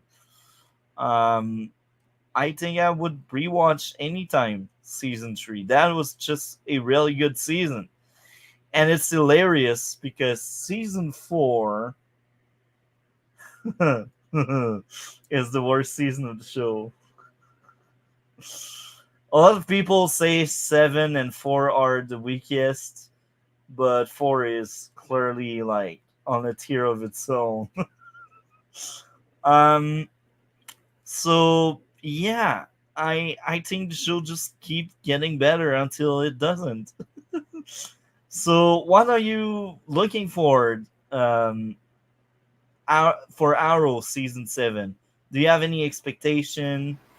um we are in like Uh, the outro now. yeah, for season 4, or sorry, so you meant Arrow, Arrow right? season 7, what are your expectation? What are you looking Uh, for to see? I just hope it's at least as good as. Okay, I just hope it's not bad. That's all I'll say because I seen season 8 and it was good for the most part, and it was a good close at least. And I hope so. I just hope that leading up to that, I don't quite. I did see like some of season 7. I remember that since I was seeing season 8, but not all of it. But I do remember in it being solid. I think so. I just hope that's the case in season 7 for Arrow because yeah, if it's like kind of poor, kind of just like below average or average, leading up to season 8, then that will I don't know, hurt the experience a bit more. I would say kind of be a bit of a shame because it's sort of like the I'd say the last, like, I guess last like full season of Arrow because season 8 was pretty short, and Yeah. there was also like 3 episodes where it was like kind of different things. It was mainly only like 7 or so episodes that was really truly like Arrow, I would say. So Yeah. yeah, hopefully season 7 is good. Yeah, I'll leave it at that. Yeah. So just to hype you a bit, I think the first arc of season 7 is probably my favorite storyline in the entire show. Like the first 8 episodes of just before the crossover, basically, because that season is the first season where the crossover is on episode 9. So the first 8 episodes are great, some of the best in the show. Now the back half, they are hit and miss. The back half is nowhere near as good as the first half, but the first half is really like peak Arrow for me. Um, so yeah, the downside is really like the back half. The back half, they are like really good episodes, and they are like really bad ones. It depends on the week. Um, Now, what do you expect from Smallville fourth season? Smallville, fourth season. I just hope it continues that trend. Like, I'm expecting this to be like the best season. I'm not expecting any to be really on the level I think it's of this, but I hope it's at least the rest of them are at least good. Like I thought. I mean, you thought season 2 was average, so I just hope. Like I know there's going to be probably some bad seasons. I've seen like some episodes like later on, especially like near the end, that gets pretty. They drag the show out for way too long. That's all I'll say. Uh, but I hope at least most of them from here on out are, again, at worst like maybe like season 2, which again you thought was average, but that's fine, and that I thought was at least good. So at least around that, I would say, hopefully. Now, I will repeat myself, but I think season 5, 6, 7, 8, 9, 10 are very underrated. Like the last 5 seasons are really good, and they keep improving and improving. But on that rewatch, I think 6 may end up being slightly worse than 3, but um, yeah, the low point for me in the show is really season 4.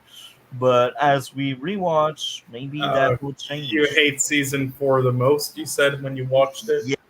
Yeah, season 4 is atrocious. Okay, well, Um, that will just be fun then. Okay, it will but be again, fun to roast. To give you I an think. idea, Oh yeah. um, I'm looking into my tier list right now, and they are. I'm actually shocked. One, two, and I'm actually shocked. There are only 2 episodes from season 4 in my F tier, but I'm shocked because I used to think there were more. I just forgot their title, but season 4. Oh yeah, I just remember. Oh my, there's one I forgot. Um, Are yeah, they all sort of like in D tier and C tier? F tier, bro. Failure. I don't want to see this shit. That's how bad they are. Okay, well, got it. But There are 3 of them actually. yeah, well, all I'll say though is that I guess for next week, I think the most important things are again the Star Wars shows. Honestly, you could like get by the Mandalorian season 1, season 2, and then the Book of Boba Fett right after that. Finish the rest of it after the 2 Mandalorian seasons. You can probably finish those super fast. Like honestly, you could even do it in like one day, but up to you. But definitely get those, and then also revisiting some shows. But I think the main thing, like out of like the comic book shows that I think, I mean, again, we're taking a break on that, so it wouldn't be for this week. But when we do it next week, I think the main thing is Smallville, so we can Yeah, focus on roasting it. But yeah, I think so. If you need to prioritize over any of them, definitely I would think Smallville. And then yeah, of course probably what's its name? I think Arrow, since it's like one of the last like full season one. So not as much as like Supergirl. Again, I would say I if you had never to have like time for choose. Supergirl. And That's that's fine. funny It's because not much a priority. All right. and that's funny because Supergirl actually the third season was really good. I always really liked it. DC didn't like season 3, Oh, but I did. For a long time, yeah. I thought the third season of Supergirl was the best one, I see.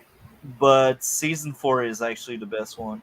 Okay. Uh, Well, anyway, this is what I'll just say though. So for next week's stream, though, I mean, we've all have you seen Rogue One and Solo before? no, that's why I watch everything. And fun fact about Ghost Protocol, I had seen it like um when it came Yeah, actually I after saw it that came when out, it came out in theaters. Yeah. and that's me. I've seen it after it came out digitally, and man, I was so hella bored by it the first time. I fell into sleep and I woke up on the building scene where he's climbing the building. I was like, what did I miss? No, I mean I enjoyed Ghost Protocol because I like set pieces the most, and Yeah, it was actually, and again I have some nostalgia for that film, but I actually think that's one of the better films. So like it might just be nostalgia speaking, but I think I really like Simon Pegg, and I think he's the best in that film, and Vin Rhames to an extent. And I really enjoyed, again, I said the set pieces, but I also think just the basic action scenes and the basic like spy scenes in it, of them just doing the more basic like stuff to get info, I think is some of the more intriguing stuff in the franchise. I think it was definitely more intriguing than the newest one. yeah, Um, but there's definitely some stuff in between that drags a bit and is just uninteresting and boring filler. And also, yeah, the villains are stereotypical like Russians, but yeah. whatever. But I've seen it yesterday, and I'm glad. I'm older. I'm smarter. I actually liked it a lot yesterday. Yeah, But good. Well, 12 anyway, years ago, I thought it was pain and suffering. yeah, I will just say, yeah. So if you're a, what I'm just gonna say is, yeah, if you're able to, if there's a week for you to like try to like catch up on the Black Mirror show That's and this week. watch, Yeah, and yeah, and watch however many episodes you can possibly, then yeah, it's this week because yeah, yeah, Adventures of Superman is only the one episode and then done, which comes out, I believe, on the 28th. And all the Star Wars shows are only like 7 episodes long, and then yeah, the movies. So yeah, this would be the week where you would have the most time to catch up. And yeah, so once you're done with like everything else, just I will. watch as many as you can. Like if you have time for like fucking 8, then go ahead. Just however many I you have I time I for. also plan on taking some Advent, so yes, I'll try to catch up the best I can to Dark Mirror, but I will Yeah, also try to take some Advents for Smallville and the others. yeah, well, that's smart too. It's good to do that as well. Yeah, But again, but also, but yeah, before we end this, just yeah, one last time, I would remember just to start with the White Christmas episode, just so you can get that out of the way, because so then you can because yeah, you forgot to do the one the last 2 times, so you're yeah. behind on that one. So I would say just get that one out of the way. So then from there on out, you're in Can you like send me back order. the link for your website? Oh well, okay, sure. It's yeah, I'll send it to you right now. This is the That's season 2, right? yeah. You have ad blocker, right? Yeah. Okay, so yeah, basically you use that site, and then you go to Black Mirror on that website, and that's where it will have, because it has it on Vumo. It says like episode 5 of season 3, or sorry, not, or like episode 6 or whatever. It says like one over the limit, or it says like episode 0 of it on the Vumo site. But Yeah. for some reason, or episode 5 of season 2, whatever it says on Vumo, but for some reason when you click on it, it doesn't play anything. It's blank. It's just black. So that's why you skipped over it. So you have to watch it on that site instead. It should be under season 3, episode 0. It should say, but if not, then it should be under season 2. If you Yeah. want, you can check it. If you want, you can check it right now and check. But it should say like season 3. Sorry, episode 0 when you go to Special season 3. White Christmas. Yeah, it's called that. Okay. Yeah, so That's just very get that out of interesting. the just get that out of the way, and so then you can there's none that you're behind on in the like release date order and the season order, the episodes. Yeah. Yeah, that was a weird one. It's like some sites say season 2, other sites say season 3. So yeah, it's weird, that one. But what I will say though is I do think it's possibly like the best episode in the whole show. Oh, that's good to know. Yeah, so we'll see Man, what you think of it. thank you very much. I had a blast again. Another 3 hour of podcast. I like it so much, man. Thank you very much, man. Yeah. Um, Do you think you're gonna like edit these together, or just have it as a part 2 on your YouTube channel? That's it. no, I will just keep it as bonus the same way. Okay. Um, so yeah, already 9 episodes into season 3. That flies fast. Um, anything else to add, man? Mm-hmm. No. No, nothing else. Thank you very much, man. We will talk later, and everyone that's been watching, don't forget to like, comment, and subscribe. We will see each other in future video and stream. Have a great day, and Cole, take care. We will talk later. Yep. No problem.